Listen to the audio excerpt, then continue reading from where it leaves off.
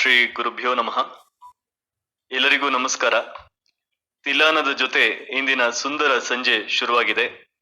ಇದೀಗ ಭಾರತ ದರ್ಶನ ಕ್ಲಬ್ನ ನಾಂದಿ ಕಾರ್ಯಕ್ರಮಕ್ಕೆ ಚಾಲನೆ ದೇವತಾ ಸ್ತುತಿಯೊಂದಿಗೆ.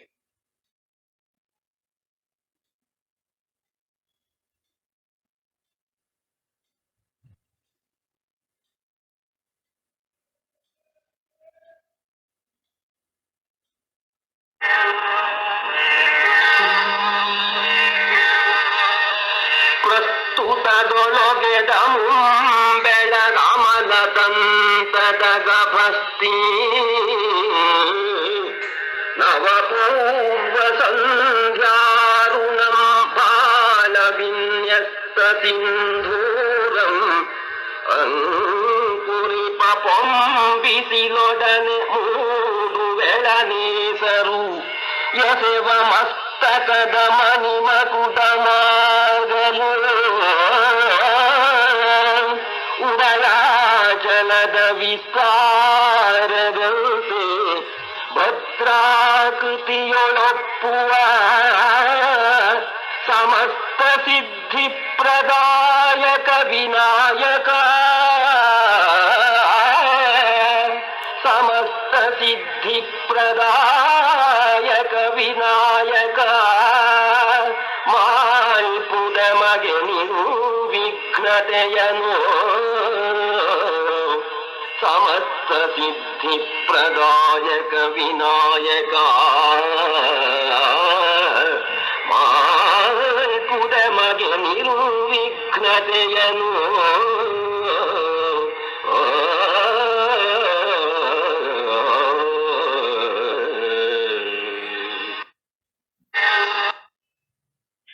ಎಲ್ರಿಗೂ ನಮಸ್ಕಾರ ಹಾಗೂ ತುಂಬ ಹೃದಯದ ಸ್ವಾಗತ. ವೆಲ್ಕಮ್. ವೀಕೆಂಡ್ ಆದ್ರೂ ಸಹ ಇಲ್ಲಿ ಎಲ್ರು ಸೇರಿದ್ದೀರಿ. ಸುಮಾರೊಂದು 600 ಜನ ಸೇರಿದ್ದಾರೆ ಆಗ್ಲೇ. ಧನ್ಯವಾದಗಳು. ನಮ್ಮ ಕ್ಲಬ್ಗೆ ಇವತ್ತು ವಿಶೇಷವಾದ ದಿನ, ಜನ್ಮದಿನ ಅಂತ ಹೇಳ್ಬೋದು. ಭಾರತ ದರ್ಶನ ಅನ್ನೋ ಹೆಸರಿನ ನಮ್ಮ ಕ್ಲಬ್ಬಿನ ಅಧಿಕೃತ ಉದ್ಘಾಟನೆ, ಒಫಿಷಿಯಲ್ ಇನಾಗ್ರೇಷನ್. ನಾವು ಕೆಲವು ಸಮಾನ ಮನಸ್ಕರು ಸೇರ್ಕೊಂಡು ನಮ್ಮ ಈ ಪುಣ್ಯ ಭೂಮಿಯಲ್ಲಿ ಹುಟ್ಕೊಂಡ ಅನೇಕ ಸಾತ್ವಿಕ ವಸ್ತು ವಿಚಾರಗಳ ಬಗ್ಗೆ ಚಿಂತನ ಮಂಥನ ಮಾಡೋದಕ್ಕೆ ಈ ಕ್ಲಬ್ ಒಂದು ವೇದಿಕೆ ಆಗಬೇಕು ಅನ್ನೋ ಒಂದು ಮಹದಾಶೆ ಇಟ್ಕೊಂಡು ಇವತ್ತು ನಾಂದಿ. ಭಾರತದ ಧರ್ಮ, ಇತಿಹಾಸ, ದೇಗುಲ, ಸಂಸ್ಕೃತಿ, ಸಾಹಿತ್ಯ, ಶಾಸ್ತ್ರ ಸಂಪ್ರದಾಯ, ತತ್ವ ಸಿದ್ಧಾಂತ, ಕಲೆ, ವಿಜ್ಞಾನ, ನೀತಿ ಹಾಗೂ ರಾಜಕೀಯ ವಿಷಯಗಳ ಬಗ್ಗೆ ಸಭ್ಯವಾಗಿ, ಸಿವಿಲೈಸ್ಡ್ ಆಗಿ ಚಿಂತನ ಮಂಥನ ಮಾಡೋ ಒಂದು ಚಾವಡಿ ಅಂತಲೇ ಹೇಳ್ಬೋದು. ಭಾರತದ ನಿಜ ದರ್ಶನವಾಗಬೇಕಾದ್ರೆ ಭಾರತ ಅನ್ನುವ ಶಬ್ದದ ಅರ್ಥ ಹಾಗೂ ಅದರ ಮಹತ್ವ ನಮಗೆ ಅರ್ಥವಾಗೋದು ಅನಿವಾರ್ಯ. ಹಾಗಾಗಿ ಇವತ್ತಿನ ವಿಷಯದ ಐಡಿಯಾ ಹುಟ್ಕೊಂಡಿದ್ ನಮಗೆ. ಐಡಿಯಾದ ಜೊತೆಗೆ 2 ಯೋಚನೆಗಳು ಬಂದ್ವು. ಇದ್ರ ಬಗ್ಗೆ ಮಾತಾಡಕ್ಕೆ ತಿಳಿದವ್ರು ಬೇಕು, ಅದೊಂದು. ಭಾರತದ ಆಮೂಲಾಗ್ರ ಇತಿಹಾಸ ಓದಿಕೊಂಡವರಾಗಿರ್ಬೇಕು. ಇನ್ ಎರಡನೇದೇನಪ್ಪಾ ಅಂದ್ರೆ, ಯಾವುದೇ ಹೊಸ ಕೆಲಸ ಶುರು ಮಾಡೋಕ್ಕೂ ಮೊದಲು ಗಣೇಶ ಸ್ತುತಿ ಆಗ್ಬೇಕು. ಅದು ಕೂಡ ನಮ್ಮ ದೇಶದ ಪದ್ಧತಿ. ಈಗ ಆಲೋಚನೆ ಮಾಡ್ತಿದ್ದಾಗ ಎರಡಕ್ಕೂ ಹೊಂದಿಕೊಳ್ಳೋರು ಅಂತ ನಮಗೆ ನೆನಪಾಗಿದ್ದು ಶತಾವಧಾನಿ ಡಾಕ್ಟರ್ ಶ್ರೀ ಆರ್ ಗಣೇಶರು. ಅವರ ಜ್ಞಾನದ ಬಗ್ಗೆ ಇಲ್ಲಿ ಹೆಚ್ಚು ಹೇಳಬೇಕಾಗಿಲ್ಲ. ನಾವು ಬಹಳ ಕುಬ್ಜರು ಜ್ಞಾನದಲ್ಲಿ ಅವರ ಮುಂದೆ. ಹಾಗೆ ಗುರುಸ್ಥಾನದಲ್ಲಿರುವವರಾದ್ರಿಂದ ಗುರುರ್ ಬ್ರಹ್ಮರು ಅಂತ ಹೇಳ್ಬೋದು. ಅವ್ರು ನಮ್ಮತ್ತೆ ಎಷ್ಟೋ ಏಕಲವ್ಯರಿಗೆ ಶ್ರದ್ಧೆಯ ಗುರುಗಳು. ಅವರ ಉಪನ್ಯಾಸಗಳನ್ನ ಯೂಟ್ಯೂಬ್ ನಲ್ಲೋ ಅಥವಾ ಇನ್ ಕೆಲವು ಸಾಂಸ್ಕೃತಿಕ ಕೇಂದ್ರಗಳಲ್ಲೋ ಕೇಳಿ ಜ್ಞಾನ ವೃದ್ಧಿ ಮಾಡಿಕೊಂಡವರೇ ಹೆಚ್ಚು. ಯೂಟ್ಯೂಬ್ ಏಕಲವ್ಯರು ಅಂತ ಹೇಳ್ಕೊಳ್ಬೋದು ನಾವೆಲ್ಲ ನಮ್ಮನ್ನ. ಗಣೇಶರು ಕ್ಲಬ್ ಹೌಸ್ ಅನ್ನು ಇನ್ನೂ ಸೇರ್ಕೊಂಡಿಲ್ಲ. ಇವತ್ತಿನ ಸೆಷನ್ ನ ಅನುಭವದ ಮೇಲೆ ಅವರು ಮನಸ್ಸು ಬದಲಾಯಿಸಬಹುದೇನೋ, ನೋಡೋಣ. ಅವರನ್ನು ನಾವು ಇದಕ್ಕೋಸ್ಕರ ಸಂಪರ್ಕ ಮಾಡಿದಾಗ ನಮ್ಮ ಐಡಿಯಾಗಳನ್ನ ತಾಳ್ಮೆಯಿಂದ ಕೇಳಿ ಫೀಡ್ಬ್ಯಾಕ್ ಕೊಟ್ಟಿದ್ದೇ ಅಲ್ಲದೆ ನಮ್ಮ ಕೋರಿಕೆಗೆ ಸ್ಪಂದಿಸಿ ನಮ್ಮ ಕ್ಲಬ್ಬಿನ ಮೊದಲನೇ ಅತಿಥಿಯಾಗಿ ಬಂದಿದ್ದಾರೆ. ಮುಂದಿನ 50 ನಿಮಿಷಗಳ ಕಾಲ ನಮ್ಮ ಉಪನ್ಯಾಸ ಮಾಡ್ತಾರೆ. ಕಡೆಯಲ್ಲಿ ಸಮಯದ ಅವಕಾಶ ಇದ್ರೆ ಅವರ ಉಪನ್ಯಾಸದಲ್ಲಿ ಕವರ್ ಆಗದೇ ಇದ್ದ ಇವತ್ತಿನ ವಿಷಯದ ಬಗ್ಗೆ ಯಾವುದಾದ್ರೂ ಪ್ರಶ್ನೆಗಳಿದ್ರೆ ಕೆಲವರಿಗೆ ಪ್ರಶ್ನೆಗಳು ಕೇಳೋಕೆ ಅವಕಾಶ ಇರಬಹುದು. ಒಟ್ಟಾರೆಯಾಗಿ ಇವತ್ತು ನಮ್ಮೆಲ್ಲರಿಗೂ ಜ್ಞಾನವರ್ಧನೆಗೆ ಬಹಳ ಒಳ್ಳೆ ಅವಕಾಶ ಇದೆ. ಇನ್ನು ಸಮಯ ವ್ಯರ್ಥ ಮಾಡದೆ ಶತಾವಧಾನಿಗಳಿಗೆ ನಿಮ್ಮೆಲ್ಲರ ಪರವಾಗಿ ಹೃತ್ಪೂರ್ವಕ ಸ್ವಾಗತವನ್ನು ಬಯಸ್ತೀನಿ. ಗುರುಗಳೇ, ಓವರ್ ಟು ಯು. ಓಂ ತತ್ಸತ್. ಎಲ್ಲರಿಗೆ ನಮಸ್ಕಾರ. ಭಾರತ ದರ್ಶನ ಕ್ಲಬ್ ಹೌಸ್ ಸದಸ್ಯರಿಗೆಲ್ಲ, ಸ್ನೇಹಿತರಿಗೆಲ್ಲ ನನ್ನ ವಂದನೆಗಳು. ತುಂಬ ದೊಡ್ಡ ಹೃದಯ ವೈಶಾಲ್ಯದ ಮಾತುಗಳನ್ನು ಆಡಿದ್ದೀರಾ, ಅದಕ್ಕೆ ಕೃತಜ್ಞ ಅಂತಷ್ಟು ಹೇಳಬಲ್ಲೆ. ನಮ್ಮ ದೇಶದ ಭಾರತೀಯ ಸಂಸ್ಕೃತಿಯ ವಿದ್ಯಾರ್ಥಿ ನಾನು, ಆಜನ್ಮ ವಿದ್ಯಾರ್ಥಿ, ಜನ್ಮದ ವಿದ್ಯಾರ್ಥಿ. ಅದಕ್ಕಾಗಿ ಈ ಪರಂಪರೆಯ ಬಗ್ಗೆ, ಈ ಸಂಸ್ಕೃತಿಯ ಬಗ್ಗೆ, ಇದು ಜಗತ್ತಿಗೆ ಕೊಟ್ಟ ಕೊಡುಗೆಯ ಬಗ್ಗೆ ನನಗೆ ತುಂಬ ದೊಡ್ಡ ಅರ್ಥಪೂರ್ಣವಾದ ಹೆಮ್ಮೆ ಇದೆ, ಕೃತಜ್ಞತೆ ಇದೆ. ಅದಕ್ಕಾಗಿ ಆ ಒಂದು ಕೃತಜ್ಞತೆಯನ್ನು, ಆ ಸಂತೋಷವನ್ನು ವ್ಯಕ್ತ ಮಾಡಿಕೊಳ್ಳುವ ಒಂದು ಅವಕಾಶ ತಾವೆಲ್ಲ ಕಲ್ಪಿಸಿದ್ದೀರಾ. ಅದಕ್ಕೆ ಎಲ್ಲ ಶ್ರೋತೃ ಮಿತ್ರರಿಗೆ ನನ್ನ ವಂದನೆ, ಆಯೋಜಕರಿಗೆ ಕೂಡ ನನ್ನ ಧನ್ಯವಾದ, ಕೃತಜ್ಞತೆಗಳು. ಭಾರತ ದರ್ಶನ ನನ್ನ ಹೆಸರಿನ ಕಾರಣ ಶ್ರೀ ಗಣೇಶ ಆಗ್ತಾ ಇದೆ. ನನಗಿಂತ ಉತ್ತಮರು, ವಿವೇಕಿಗಳು, ಅಧ್ಯಯನಶೀಲರು ಇದ್ದಾರೆ. ಪುಣ್ಯವಶಾತ್ ನಮ್ಮ ಸೌಭಾಗ್ಯದಿಂದ ಅವರೆಲ್ಲ ಇದ್ದಾರೆ. ಆ ಕಾರಣ ನಾಮಮಾತ್ರದಿಂದ ನಾನು ಮೊದಲಿಗೆ ಬರ್ತಾ ಇದ್ದೀನಿ. ಆ ಗೌರವ ನನಗೆ ಕೊಟ್ಟಿದ್ದಕ್ಕಾಗಿ ಕೃತಜ್ಞತೆ. ಯಾವುದೇ ಒಂದು ವಿಷಯ ಇಟ್ಟುಕೊಂಡು ಮಾತಾಡಿದ್ರೆ ಒಳ್ಳೆಯದು ಅಂತಂದಿದ್ದಕ್ಕೆ ನನ್ನ ಗೆಳೆಯ ರೋಹಿತ್ ಅವರು ಕೊಟ್ಟ ಸೂಚನೆ ಭಾರತ ಶಬ್ದವನ್ನೇ ಇಟ್ಟುಕೊಂಡು, ಭಾರತ ಶಬ್ದದ ಮಹತ್ವ, ಅರ್ಥವ್ಯಾಪ್ತಿ ಅದನ್ನು ಇಟ್ಟುಕೊಂಡು ಹೇಳಿ ಅಂತಂದರು. ತುಂಬ ಸಂತೋಷದ ಸಂಗತಿ. ಮಹಾಭಾರತವನ್ನು ಕುರಿತು ಒಂದು ಮೆಚ್ಚುಗೆಯ ಮಾತು ಪರಂಪರೆಯಲ್ಲಿದೆ. ಭಾರತ ಶಬ್ದ ಯಾವೆಲ್ಲ ಅರ್ಥಗಳಲ್ಲಿ ಬಳಕೆ ಆಗುತ್ತದೆ ಅಂತ. ಭಾತಿ ಸರ್ವೇಷು ಶಾಸ್ತ್ರೇಷು ರತಿಸ್ಸರ್ವೇಷು ಜಂತುಷು ತರಣಂ ಸರ್ವತೀರ್ಥಾನಾಂ ತೇನ ಭಾರತ ಮುಚ್ಯತೆ ಅಂತ ಒಂದು ಮಾತು ಬರುತ್ತದೆ. ಭಾತಿ ಸರ್ವೇಷು ಶಾಸ್ತ್ರೇಷು, ಎಲ್ಲ ವಿದ್ಯೆಗಳ ಬೆಳಕು ಇದು ಅಂತ. ರತಿಸ್ಸರ್ವೇಷು ಜಂತುಷು, ಎಲ್ಲ ಜೀವರಾಶಿಗಳ ಆಳದಲ್ಲಿರುವ ಪ್ರೇಮ, ಪ್ರೀತಿ ಇದು ಅಂತ. ಒಂದು ಕಡೆ ಬುದ್ಧಿ ಆಯಾಮದಿಂದ ಬೆಳಕೇ ಇದಾಗಿದೆ, ಇನ್ನೊಂದು ಕಡೆ ಭಾವದ ಆಯಾಮದಿಂದ ಅನುರಾಗ, ಪ್ರೀತಿಯೇ ಇದಾಗಿದೆ. ಮತ್ತು ಎಲ್ಲ ತೀರ್ಥಗಳಿಗೆ, ತೀರ್ಥ ಅಂತಂದರೆ ಜಲಕ್ಷೇತ್ರ ಮತ್ತು ಪುಣ್ಯಕ್ಷೇತ್ರ ಅಂತ ಮಾತ್ರವಲ್ಲದೆ ನಮಗೆ ಗೌರವನೀಯವಾದದ್ದು ಅಂತ. ತಂದೆ ತಾಯಂದರು ಎಲ್ಲರೂ ತೀರ್ಥರೂಪರು ಅಂತಂತೀವಿ. ಒಬ್ಬರೇ ಗುರುವಿನ ಹತ್ರ ಓದ್ಕೊಂಡವರನ್ನು ಸತೀರ್ಥರು ಅಂತ ಕರೀತಾರೆ. ಅಲ್ಲಿ ತೀರ್ಥ ಅಂದರೆ ಗೌರವನೀಯವಾದದ್ದು. ಒಂದು ಕಡೆ ವಿದ್ಯೆ, ಮತ್ತೊಂದು ಕಡೆಗೆ ಪ್ರೀತಿ, ಇನ್ನೊಂದು ಕಡೆಗೆ ಗೌರವ. ಈ ತರಣಂ ಸರ್ವತೀರ್ಥಾನಾಂ, ಎಲ್ಲ ತೀರ್ಥಗಳಿಗೂ ಇದು ಸೇತುವೆ ಅಂತ. ತರಣ ಅಂತ ಅನ್ನೋದಕ್ಕೆ ಸಂಕ, ಬ್ರಿಡ್ಜ್ ಅಂತ ಅರ್ಥ. ಹೀಗಾಗಿ ಭಾರತ ಶಬ್ದಕ್ಕೆ ಬೆಳಕು, ಪ್ರೀತಿ ಮತ್ತು ಸಂಬಂಧ ಕಲ್ಪಿಸುವ ಸೇತುವೆ ಅಂತ ಇಷ್ಟು ಅರ್ಥಗಳು ಇರುವಂಥದ್ದು ತೇನ ಭಾರತ ಮುಚ್ಯತೆ ಅಂತ ನಮ್ಮ ಪರಂಪರೆಯಲ್ಲಿರುವ ಅರ್ಥ. ಈ ಎಲ್ಲ ಶ್ಲೋಕಗಳು ನಿರ್ಮಾಣವಾದಾಗ ಮಿಕ್ಕ ಈ ಹೊತ್ತಿನ ದೊಡ್ಡ ಜಗತ್ತು ಕಗ್ಗತ್ತಲೆಯ ಕೂಪದಲ್ಲಿತ್ತು ಅನ್ನೋದನ್ನು ಮರಿಬಾರ್ದು. ಆಗ ನಮಗೆ ಈ ಮಾತುಗಳ ಮಹತ್ವ, ದೊಡ್ಡತನ ಏನು ಅಂತ ಗೊತ್ತಾಗುತ್ತದೆ. ಮೊದಲಿಗೆ ಭಾರತ ಶಬ್ದದ ಮೂಲ ಎಲ್ಲಿಂದ ಬಂತು? ಭರತದಿಂದ ಭಾರತ ಬಂತು. ಭರತಸ್ಯ ಇದಂ ಭಾರತಂ ಅಂತ. ನಮ್ಮಲ್ಲಿ ಪ್ರತಿಯೊಂದಕ್ಕೂ ಧಾತು ಮೂಲವನ್ನು ಸಂಸ್ಕೃತದಲ್ಲಿ ತೋರಿಸ್ತಾರೆ. ಧಾತು ಇಂದ ಪ್ರತಿಯೊಂದು ಶಬ್ದಕ್ಕೂ ಇರುವ ಮೂಲ ಅರ್ಥ ಏನು ಅಂತ ಗೊತ್ತಾಗುತ್ತದೆ. ಭರಣೆ ಅನ್ನುವ ಧಾತು ಅಂದರೆ ಏನು? ತಾಳುವುದು ಅಂತ, ಟು ಸಸ್ಟೈನ್ ಅಂತ. ಇವತ್ತು ಮತ ಅನ್ನುವ ಅರ್ಥದಲ್ಲಿ ಧರ್ಮ ಅನ್ನುವ ಶಬ್ದವನ್ನು ಒಂದು 100-150 ವರ್ಷಗಳಿಂದ ಬಳಸಿ ರಾಡಿ ರೊಚ್ಚು ಎಬ್ಬಿಸಿಬಿಟ್ರು. ಅದರೊಳಗೆ ಭಾರತೀಯರು ಇದ್ದಾರೆ, ಅಭಾರತೀಯರು ಇದ್ದಾರೆ. ಅವ್ರನ್ನೆಲ್ಲ ನಾವು ಕ್ಷಮಿಸಿ ಉಪೇಕ್ಷಿಸೋಣ. ಆದರೆ ನಾವು ಮಾತ್ರ ಎಂದಿಗೂ ರಿಲಿಜನ್ ಅನ್ನೋ ಶಬ್ದಕ್ಕೆ ಸಂವಾದಿಯಾಗಿ ಧರ್ಮ ಬಳಸಬಾರದು.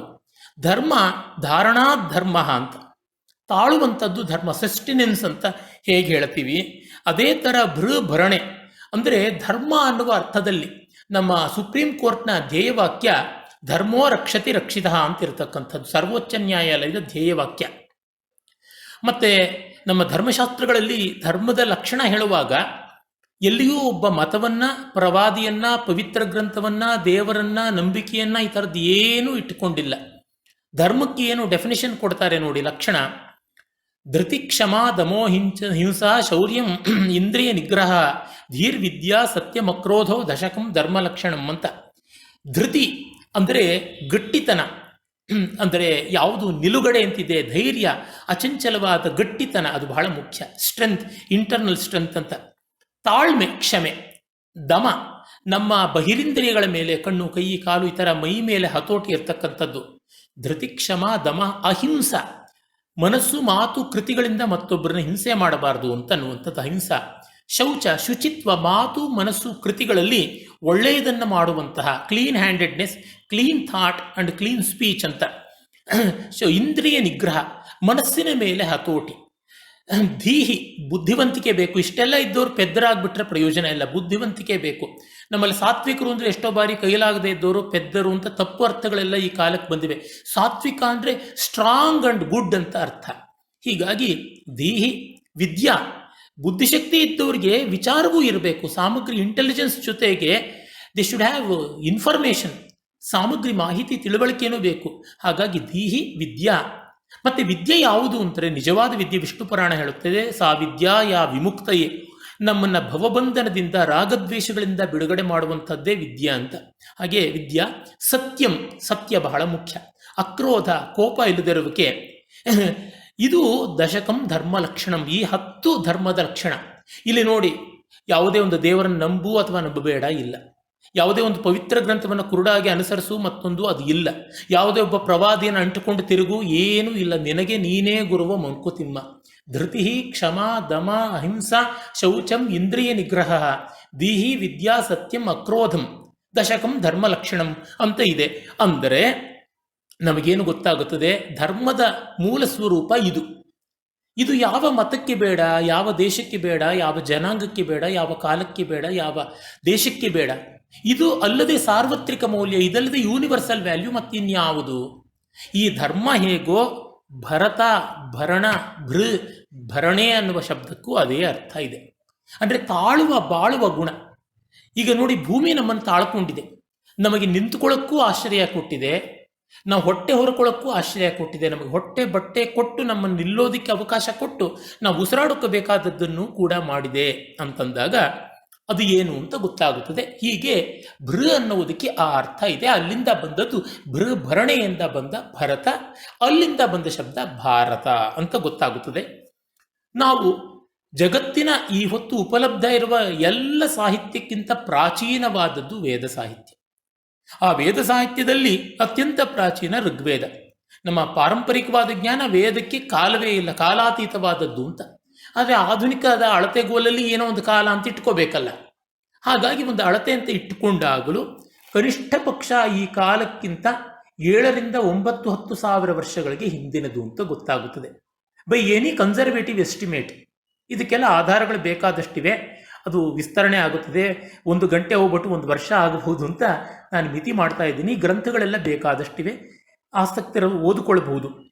ನಮ್ಮ ನವರತ್ನ ಎಸ್ ರಾಜಾರಾಮ್ ಅಂಥವರು, ಡೇವಿಡ್ ಫ್ರಾಲಿ ಅಂಥವರು, ಮಿಶೆಲ್ ಡಾನಿನು, ಶ್ರೀಕಾಂತ್ ಅಲಿಗೇರಿ, ಎಸ್ ಶ್ರೀಕಂಠಶಾಸ್ತ್ರಿ, ಇವರೆಲ್ಲ ತುಂಬ ಹಿಂದೆಯೇ ಬಹಳ ಸೊಗಸಾಗಿ ಬರೆದಿದ್ದಾರೆ.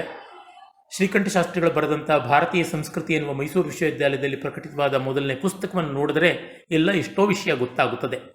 ಅಲ್ಲಿ ನೋಡಿದರೆ ಆ ಋಗ್ವೇದದಲ್ಲಿಯೇ 5 ಬುಡಕಟ್ಟುಗಳು ನಮ್ಮ ಜನವೇ ಇದ್ದಿದ್ದು, ನಮ್ಮ ಸಮುದಾಯವೇ ಇದ್ದದ್ದು, ಭಾರತದಲ್ಲಿಯೇ ಇದ್ದದ್ದು. ಅವರು ಸ್ವದೇಶೀಯರೇ, ಯಾವುದೇ ರೀತಿ ವಿದೇಶೀಯರಲ್ಲ. ಆರ್ಯರ ಆಗಮನ ಅನ್ನೋದು ಬುಡವಿಲ್ಲವಾದ ಅದೊಂದು ಆಭಾಸ, ಅದೊಂದು ಮಿಥ್ಯೆ, ಅದು ಗೊತ್ತೇ ಇದೆ. ಹೀಗಾಗಿ ಇವರು ಇಲ್ಲೇ ಇದ್ದದ್ದು. ಆ ಬುಡಕಟ್ಟುಗಳಲ್ಲಿ ಒಂದು ಬುಡಕಟ್ಟಿಗೆ ಸೇರಿದ್ದು ಅಂತ. ನಮ್ಮ ಪುರಾಣಗಳಲ್ಲಿ ಯಯಾತಿ ಮಹಾರಾಜನಿಗೆ 5 ಮಕ್ಕಳು ಅಂತ ಒಂದು ಸಂಕೇತ ಬರುತ್ತೆ. ಪುರಾಣಗಳು ಸಾಂಕೇತಿಕವಾಗಿ ಹೇಳುತ್ತವೆ. ವೇದದಲ್ಲಿ ವಾಸ್ತವವಾಗಿ ಹೇಳಿದ 5 ಬುಡಕಟ್ಟುಗಳು ಅಂತ: ಯದುಗಳು, ತುರ್ವಶರು, ಆನುಗಳು, ದೃಹ್ಯುಗಳು, ಪೂರಗಳು ಅಂತ 5 ಬುಡಕಟ್ಟುಗಳು. ಆ 5 ಬುಡಕಟ್ಟುಗಳಲ್ಲಿ ಇವರೆಲ್ಲರೂ ಕೂಡ ಭಾರತವನ್ನು ವ್ಯಾಪಿಸಿಕೊಂಡ್ರು ಅಂತ. ಮೊದಲು ಇವರೆಲ್ಲ ಹೆಚ್ಚಾಗಿ ಇದ್ದದ್ದು ಸಪ್ತ ಸಿಂಧು ಪ್ರದೇಶ ಅಂತ ಏನು ಕರೀತಾರೆ, ಈ ಹೊತ್ತಿನ ಪಂಜಾಬ್ 5 ನದಿಗಳಿದ್ದದ್ದು ನಮಗೆ ಗೊತ್ತಿದೆ. ಜೀಲಂ, ರಾವಿ, ಚೀನಾಬ್, ಸಟ್ಲೆಜ್, ಬಿಯಾಸ್ ಅಂತ 5. ಅದನ್ನೇ ವೇದದಲ್ಲಿ ಅಸಿಕ್ನಿ, ಪರುಷ್ಣಿ, ವಿತಕ್ತ, ವಿತಸ್ತ, ವಿಪಾಶ, ಶತದ್ರು ಅಂತ ಅಥವಾ ಶತದ್ರಿ ಅಂತ 5 ನದಿಗಳು.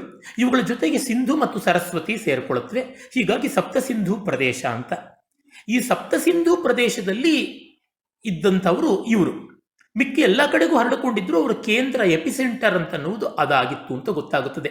ಈ ಹೊತ್ತಿಗೂ ನೀವು ನೋಡಬಹುದು, ಈ ಎಲ್ಲ ಜಾಗದಲ್ಲೇನೆ ಜಗತ್ತಿನ ಅತಿ ಹೆಚ್ಚಿನ ಜನಸಾಂದ್ರತೆ ಇದೆ ಅಂತ ಗೊತ್ತಾಗುತ್ತದೆ.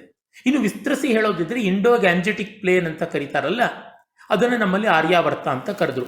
ಈ ವಿಸ್ತೃತವಾದ ಭೂಮಿಯಲ್ಲಿ ಅತ್ಯಂತ ಹೆಚ್ಚಿನ ಜನಸಂಖ್ಯೆ ಇದೆ. ಜನ ಸುಮ್ಮನೆ ಬಂದು ಇದ್ಬಿಡ್ತಾರ?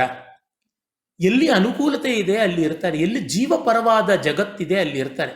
ನಮ್ಮ ಭಾರತದ ನೆಲ, ನೀರು, ಗಾಳಿ, ಈ ಪ್ರಕೃತಿ ತುಂಬ ಜೀವಪರವಾದದ್ದು. ಅದಕ್ಕೆ ಅತಿ ಹೆಚ್ಚಿನ ಜನಸಾಂದ್ರತೆ ಇವತ್ತಿಗೂ ಆ ಗಂಗಾ ಯಮುನಾ ನಡುವಣ ಸೀಮೆಯಲ್ಲಿ, ಸಿಂಧು ಮತ್ತು ಗಂಗೆ ಇವರುಗಳ ಮಧ್ಯದಲ್ಲಿ ಆ ಭೂಮಿಯಲ್ಲಿ ಇರ್ತಕ್ಕಂಥದ್ದು ಗೊತ್ತಾಗುತ್ತೆ. ಉತ್ತರ ಭಾರತ, ಉತ್ತರ ಪ್ರದೇಶ, ಹರಿಯಾಣ, ಪಂಜಾಬ್ ಅಲ್ಲಿ ಅತಿ ಹೆಚ್ಚಿನ ಜನಸಾಂದ್ರತೆ. ನೋಡಿ, ಕಡಿಮೆ ಅಂತಂದರೆ ಒಂದು 20,000 ವರ್ಷಗಳಿಂದ ಅಲ್ಲಿ ಕೃಷಿ ಆಗ್ತಾ ಇದ್ದಿರಬಹುದು. ಹಾಗಿದ್ರೂ ನೆಲದ ಫಲವಂತಿಕೆ ಇಳಿದಿಲ್ಲ. ಇದಕ್ಕೆ ನಮ್ಮ ಕೃಷಿಯ ತಂತ್ರಗಳು, ಸ್ವದೇಶೀಯವಾದ ಕೃಷಿ ತಂತ್ರಗಳು ಕಾರಣ, ಜೊತೆಗೆ ನಮ್ಮ ನೆಲದ ಸತ್ವನೂ ಕಾರಣ. ಇಷ್ಟು ಮಟ್ಟಿಗೆ ಜಗತ್ತಿನ ಏನೆಲ್ಲ ಏಳು ಬೀಳುಗಳಿಗೆ, ಆಗು ಹೋಗುಗಳಿಗೆ ಸಾಕ್ಷಿಯಾಗಿ ನಿಂತಂಥ ಜನಾಂಗ, ಸಾಕ್ಷಿಯಾಗಿ ನಿಂತಂಥ ಸಂಸ್ಕೃತಿಗೆ ಎಷ್ಟು ಸಂಯಮ ಇದೆ, ಎಷ್ಟು ಸಮಾಧಾನ ಗುಣ ಇದೆ. ಅಪ್ಪ ಕಂಡಿದ್ದೀನಿ, ಮೊನ್ನೆ ಹುಟ್ಟಿದವನು ಜನ್ಮೇಜಯ ನನ್ನ ಕಣ್ಣೆದುರಿಗೆ ಎಳೆಯ ಮಗು ಅಂತ ಹೇಳ್ತಾ ಇದ್ದಂಥ ನಮ್ಮ ಪರಂಪರೆ. 20 ಬ್ರಹ್ಮರನ್ನು ಕಂಡಂಥ ಬಕದಾಲ್ಭ್ಯ ಮಹರ್ಷಿ ಇದ್ದಂಥದ್ದು ನಮ್ಮ ಪರಂಪರೆ. ಒಬ್ಬ ಮನು ಅಲ್ಲ, 14 ಜನ ಮನುಗಳು ಅಂತಂದ್ರು. ಒಂದು ಕಲ್ಪ ಅಲ್ಲ, ಬೇಕಾದಷ್ಟು ಕಲ್ಪಗಳು ಅಂತಂದ್ರು. ಹೀಗೆ ಇರತಕ್ಕಂಥ ದೀರ್ಘವಾದ ಕಾಲದಲ್ಲಿ ಕಂಡದ್ದು. ನಿನ್ನೆ ಮೊನ್ನೆ ಕಂಡು ಬಿಟ್ಟಂಥ ಸಂಸ್ಕೃತಿಗಳಿಗೆ ಇನ್ನೂ ಅಗ್ರೆಷನ್ ತುಂಬ ಇರುತ್ತೆ. ಹಾಗೆ ಮೀಸೆ ಬಂದವನಿಗೆ ದೇಶ ಕಾಣೋದಿಲ್ಲ ಅಂತ ಒಂದು ಗಾದೆ ಇದೆಯಲ್ಲ, ಆ ಥರ ನಮ್ಮ ದೇಶ ವೃದ್ಧತ್ವಂ ಜರಸಾವಿನ ಅಂತ ಕಾಳಿದಾಸ ಹೇಳಿದಂತೆ ಮುಪ್ಪಿಲ್ಲದೆ ಹಿರಿತನ ಬಂದಂಥದ್ದು ನಮ್ಮ ಪರಂಪರೆ. ಅದಕ್ಕೆ ಗೊತ್ತಿದೆ. ಈ ಕಾರಣದಿಂದ ಆ ಪ್ರದೇಶದಲ್ಲಿ 5 ಬುಡಕಟ್ಟುಗಳು ಇದ್ದವು, 5 ಬುಡಕಟ್ಟುಗಳಿದ್ದವು ಅಂತ ಪಂಚಜನ ಅಂತ ವೇದದಲ್ಲಿ ಮತ್ತೆ ಮತ್ತೆ ಬರ್ತದೆ. ಮತ್ತೆ ಇವರು ಯಾರೂ ವಿದೇಶೀಯರಲ್ಲ, ಯಾರೂ ವ್ಯತಿರಿಕ್ತವಾದವರಲ್ಲ, ಎಲ್ಲ ಒಂದೇ ಸಮುದಾಯ. ಆದರೆ ಇವತ್ತು ಹೇಗೆ ಒಂದೇ ಭಾರತದಲ್ಲಿ ಬೇಕಾದಷ್ಟು ಪಕ್ಷಿಗಳಿವೆ, ಬೇಕಾದಷ್ಟು ಜಾತಿಗಳಿವೆ, ಒಂದೇ ಮನೆಯಲ್ಲಿ ಬೇಕಾದಷ್ಟು ಸದಸ್ಯರಿದ್ದಾರಲ್ಲ, ಆ ತರಹ ಇದ್ದದ್ದಾಗಿತ್ತು. ಒಂದೇ ತೋಟದಲ್ಲಿ ಅನೇಕ ವೃಕ್ಷಗಳಿರುತ್ತವಲ್ಲ, ಆ ರೀತಿಯಾಗಿ ಒಂದೇ ಮಾವಿನ ತೋಪಲ್ಲಿ ಅದೇ ಮಾವಿನ ಜಾತಿಯ ಬೇರೆ ಬೇರೆ ಮರಗಳಿರುವಂತೆ ಹಾಗೆ ಇದ್ದದ್ದು. ಸಹಜವಾಗಿಯೇ ಸ್ಪರ್ಧೆ ಎಲ್ಲಿರುತ್ತೆ ಅಂದರೆ ಸಮಾನ ಗುಂಪುಗಳಲ್ಲಿ ಸ್ಪರ್ಧೆ ಇರುತ್ತದೆ. ತುಂಬ there will be no competition between grapes and oranges. We decide the quality of oranges between oranges. We decide quality of grapes between grapes. ಹೀಗಾಗಿ ಈ 5 ಬುಡಕಟ್ಟುಗಳಲ್ಲಿ ಸ್ಪರ್ಧೆ, ಸಂಘರ್ಷ ಇದ್ದದ್ದೇ ಆಗಿತ್ತು. ಹಾಗಿದ್ದಲ್ಲಿ ಪೂರ್ವಗಳು ಹೆಚ್ಚಿನ ಪರಾಕ್ರಮಿಗಳಾಗಿ, ಹೆಚ್ಚಿನ ಶೌರ್ಯವಂತರಾಗಿ ಇದ್ದದ್ರಿಂದ ಅವರು ಕೇಂದ್ರಕ್ಕೆ ಬಂದರು ಅಂತ. ಹಸ್ತಿನಾವತಿ ಪೂರ್ವಗಳಿಗೆ ಸೇರಿತು ಅಂತ ಮಹಾಭಾರತದಲ್ಲೆಲ್ಲ ಬರುತ್ತೆ. ಪುರುವಂಶೀಯರು ಅಂತೆಲ್ಲ ಅವ್ರನ್ನೇ ಹೇಳ್ತಾರೆ. ಆ ಒಂದು ಪುರು ಯಾವುದಿದೆ, ಪುರು ಅನ್ನುವಂಥ ಜನ ಸಮುದಾಯ, ಅಲ್ಲಿ ತ್ರತ್ಸುಗಳಲ್ಲಿ ಭರತ ಅಂತ ಹೀಗೆ ಬರುತ್ತದೆ. ಅಂದರೆ ಒಂದು ಕುಟುಂಬವೇ ದೊಡ್ಡದಾಗ್ತಾ ಅಣ್ಣ ತಮ್ಮಂದರಾಗಿದ್ದವರು ಸ್ವತಂತ್ರವಾದ ಬೇರೆ ಮನೆಗಳಿಗೆ ಹೋಗ್ತಾರೆ, ಅವರಿಗೆ ಮಕ್ಕಳಾಗ್ತಾರೆ. ಹೀಗೆ ಬೆಳಕೊಂಡು ಬಂದಂತೆ ಪಂಚಜನ ಅನ್ನುವ ಅತ್ಯಂತ ಪ್ರಾಚೀನವಾದ ಆ ಸಮುದಾಯದಲ್ಲಿ ಪೂರ್ವಗಳು ಈ ಆರ್ಯಾವರ್ತ, ಬ್ರಹ್ಮಾವರ್ತ ಅಂತ ಕರೀತಾರೆ. ಆ ಜಾಗಗಳು ಏನು ಅಂತ ನಾನು ಹೇಳ್ತೀನಿ. ಈ ಹೊತ್ತಿನ ಹರಿಯಾಣ, ಪಂಜಾಬ್ ಮತ್ತು ಉತ್ತರ ಪ್ರದೇಶ, ಉತ್ತರಾಂಚಲ, ಈ ಥರದ್ದೆಲ್ಲ ಜಾಗಗಳಿವೆಲ್ಲ ಅಲ್ಲಿ ಕೇಂದ್ರ. ಇವತ್ತಿಗೂ ಯಾವತ್ತಿಗೂ ದೆಹಲಿಯನ್ನು ಯಾರು ಆಕ್ರಮಿಸಿಕೊಳ್ತಾರೋ ಅವರು ಭಾರತದ ಭವಿಷ್ಯ ತೀರ್ಮಾನ ಮಾಡ್ತಾರೆ ಅಂತಿದೆ. ಇಡೀ ಭಾರತದ ಚರಿತ್ರೆಯನ್ನು ನೋಡಿ ನಿಮಗೆ ಗೊತ್ತಾಗುತ್ತದೆ. ಅಂದರೆ ಈ ಕೇಂದ್ರ ಯಾತಕ್ಕೆ ಅಂದರೆ ಅತ್ಯಂತ ಫಲವತ್ತಾದದ್ದು. ಜಲ ಸಮೃದ್ಧಿ, ಸ್ಥಳ ಸಮೃದ್ಧಿ, ಸಸ್ಯ ಸಮೃದ್ಧಿ, ಗೋ ಸಮೃದ್ಧಿ ಎಲ್ಲ ಇರತಕ್ಕಂಥದ್ದು. ಸಹಜವಾಗಿ ಅಲ್ಲಿಗೇನೆ ದಿ ಲ್ಯಾಂಡ್ ಆಫ್ ಆಪರ್ಚುನಿಟೀಸ್ ಅಂತ ಎಲ್ಲ ಕಡೆಯಿಂದ ಬರ್ತಾರೆ, ಜ್ಞಾನ ಎಲ್ಲ ಆಗುತ್ತದೆ. ಯಾವತ್ತಿಗೂ ನಮಗೆ ಗೊತ್ತಿದೆ ರಾಜಧಾನಿ ಇತ್ಯಾದಿ ಯಾವುದು ಪವರ್ ಸೆಂಟರ್ಸ್ ಆಗಿರ್ತವೆ ಅವು ನಾಲೆಜ್ ಪವರ್ ಸೆಂಟರ್ಸು ಆಗುತ್ತವೆ ಅಂತ. ಅದಕ್ಕೊಂದು ಅಮೆರಿಕಾ ಇರಬಹುದು ಅಥವಾ ಇಂಗ್ಲೆಂಡ್ ಇರ್ಬೋದು, ಹಿಂದೆ ಇವೆಲ್ಲ ಇತಿಹಾಸದಲ್ಲಿ ಕಾಣಿಸುತ್ತವೆ. ಇವನ್ ಎಲ್ಲವನ್ನು ಇಡೀ ಜಗತ್ತಿಗೆ ಅನ್ವಯ ಮಾಡಿಕೊಂಡು ನೋಡ್ಕೋಬಹುದು. ಹೀಗೆ ಇದ್ದಿದ್ದರಿಂದ ನಮಗೆ ಗೊತ್ತಾಗುವಂಥದ್ದು ಆ ನೆಲದಲ್ಲಿ ಪೂರ್ವಗಳು ಬಂದರು. ಆಗ ಯದುಗಳು ಏನು ಮಾಡಿದ್ರು, ಅವರು ದಕ್ಷಿಣ ಮತ್ತು ಪಶ್ಚಿಮ ಭಾರತದ ಜಾಗಗಳನ್ನು ಅವರು ವ್ಯಾಪಿಸಿಕೊಂಡ್ರು. ಇವತ್ತಿಗೂ ಕೂಡ ನಾವು ನೋಡ್ತೀವಿ ಅದರ ಮೈಗ್ರೇಷನ್ ಅಲ್ಲಿಂದ ಸೆಂಟರಿಂದ ಆದಂಥದ್ದು ನೋಡಿದಾಗ, ಯಾವಾಗ ಕೇಂದ್ರಕ್ಕೆ ಒಬ್ಬರು ಬಂದಾಗ ಮಿಕ್ಕವ್ರಿಗೆ ಅಷ್ಟು ಅವಕಾಶ ಇಲ್ಲದೆ ಇದ್ದಾಗ ಅವರು ಸ್ವಲ್ಪ ಆಚೆ ಈಚೆ ಇರ್ತಾರೆ. ಹಾಗಾಗಿ ಯದುಗಳು ಗುಜರಾತ್ನಿಂದ ಮೊದಲುಗೊಂಡು ಯಾದವೇಂದ್ರನಾದಂಥ ಕೃಷ್ಣ ಇದ್ದದ್ದು ಅಲ್ಲಿಯೇ ದ್ವಾರಾವತಿಯಿಂದ ಗುಜರಾತ್, ಅಲ್ಲಿಂದ ಮಹಾರಾಷ್ಟ್ರ, ಕರ್ನಾಟಕ, ಅಲ್ಲಿಂದ ಕೇರಳ, ಹೀಗೆ ದಕ್ಷಿಣ ಪಶ್ಚಿಮ ಕರಾವಳಿಗಳನ್ನು ಅಲ್ಲೆಲ್ಲ ವ್ಯಾಪಿಸಿಕೊಂಡ್ರು ಅಂತ ಗೊತ್ತಾಗುತ್ತದೆ. ಇದಕ್ಕೆ ಡೇವಿಡ್ ರಾಲಿಯವರು, ಶ್ರೀಕಾಂತ್ ಅಲಗೇರಿಯವರು ಎಲ್ಲ ಬರೆದಂಥ ಪುಸ್ತಕಗಳಲ್ಲಿ ಕೂಡ ನೀವು ನೋಡಬಹುದು. ಆಮೇಲೆ ತುರ್ವಶರು ಪೂರ್ವ ಮತ್ತು ದಕ್ಷಿಣ ಅಂದರೆ ಬಿಹಾರ, ಅಸ್ಸಾಂ, ಮಣಿಪುರ, ಬಂಗಾಳ, ಉತ್ಕಲ, ಆಂಧ್ರ ಈ ಕಡೆಗೆಲ್ಲ ಬಂದರು ಅಂತ ಗೊತ್ತಾಗುತ್ತದೆ. ಅದಕ್ಕೆ ಬೇಕಾದಷ್ಟು ವೇದಗಳಲ್ಲಿ ಆಧಾರ ಇದೆ. ತಮಿಳುನಾಡು ಹೀಗೆ. ಇನ್ನು ಆನುಗಳು ಮತ್ತು ದ್ರುಹ್ಯುಗಳು ಇವತ್ತನ್ನು ಯಾವುದು ನಾವು ನಾರ್ತ್ ವೆಸ್ಟರ್ನ್ ಅಂತ ಕರಿತೀವಿ, ಅಫ್ಘಾನಿಸ್ತಾನ, ಸಿಂಧು, ಈ ಹೊತ್ತಿನ ಪಾಕಿಸ್ತಾನ ಅತ್ತ ಕಡೆಗೆ ಸೇರಿಕೊಂಡ್ರು. ಆ ಇಬ್ಬರು ಆನು ಮತ್ತೆ ದ್ರುಹ್ಯುಗಳು. ಅಯೋನಿಯನ್ಸ್ ಅಂತ ಗ್ರೀಕರಾಗಿದ್ದು ಈ ಆನು ಶಾಖೆಯಿಂದಲೇ ಆಗಿದ್ದು. ಆಮೇಲಿಂದ ದ್ರುಹ್ಯುಗಳು ಅಂತಕ್ಕಂಥವರೇ ಈ ಹೊತ್ತಿನ ಪರ್ಷಿಯನ್ಸ್ ಆಗಿದ್ದು, ಪಾರ್ಶವರು ಅಂತ ಕರೀತಾರೆ. ದ್ರುಹ್ಯು, ಡೇರಿಯಸ್ ಹೀಗೆಲ್ಲ ಕರೆಕ್ಷನ್ಸ್ ಬಂದದ್ದು ಅಂತ ಭಾಷಾಶಾಸ್ತ್ರದ ಮೂಲಕನೂ ನೋಡಬಹುದು. ಬೇಕಾದಷ್ಟು ಉಂಟು ಆಧಾರಗಳು. ಇನ್ನು ಉಳ್ಕೊಂಡವರು ಉತ್ತರ ಭಾರತದಲ್ಲಿ, ಮಧ್ಯ ಭಾರತದಲ್ಲಿ, ಕೇಂದ್ರದಲ್ಲಿ ಸಿಂಧು, ಸರಸ್ವತಿ, ಗಂಗಾ, ಯಮುನಾ, ಶತದ್ರು, ವಿತಸ್ತ, ವಿಪಾಶ, ಅಸಿಕ್ನಿ, ಪರುಷ್ಣಿ, ಮರುದ್ಭೃದ, ಈ ಥರ ನರ್ಮದಾ, ಹೀಗೆ ಅನೇಕ ನದಿಗಳ ಮಧ್ಯದಲ್ಲಿ ಫಲವತ್ತಾದ ನೆಲ. ನಮಗೆಲ್ಲ ಗೊತ್ತಿದೆ, ಇಂಡೋ ಗ್ಯಾಂಜೆಟಿಕ್ ಪ್ಲೇನ್ ಫಲವತ್ತಾದದ್ದು, ಅಲ್ಲಿ ಸಪಾಟಾದಂಥ ನೆಲ, ಅಂಡುಲೇಷನ್ಸ್ ಕಡಿಮೆ, ಕಗ್ಗಾಡುಗಳು ಕಡಿಮೆ, ಕೃಷಿಯೋಗ್ಯವಾದ ಭೂಮಿ ಉಂಟು. ಈ ವ್ಯಾಪಕವಾದ ಭೂಮಿ ಬಂತು. ಆ ಒಂದು ಪುರುಗಳಿಗೆ ಸೇರಿದಂಥವರೇ ಭರತರು. ಅಲ್ಲಿಯ ಒಂದು ಪಂಗಡ ತೃತ್ಸುಗಳು, ತೃತ್ಸುನಲ್ಲಿ ಭರತರು ಆದದ್ದು ಅಂತ. ಇಲ್ಲಿ ಒಬ್ಬ ವ್ಯಕ್ತಿ ಅಂತಲ್ಲ, ಒಂದು ಸಮುದಾಯ ಅಂತ ವೇದದಲ್ಲಿ ಬರುತ್ತದೆ. ಜೊತೆಗೆ ಒಬ್ಬ ವ್ಯಕ್ತಿಯೂ ಇದ್ದ ಅಂತ ಬರುತ್ತದೆ.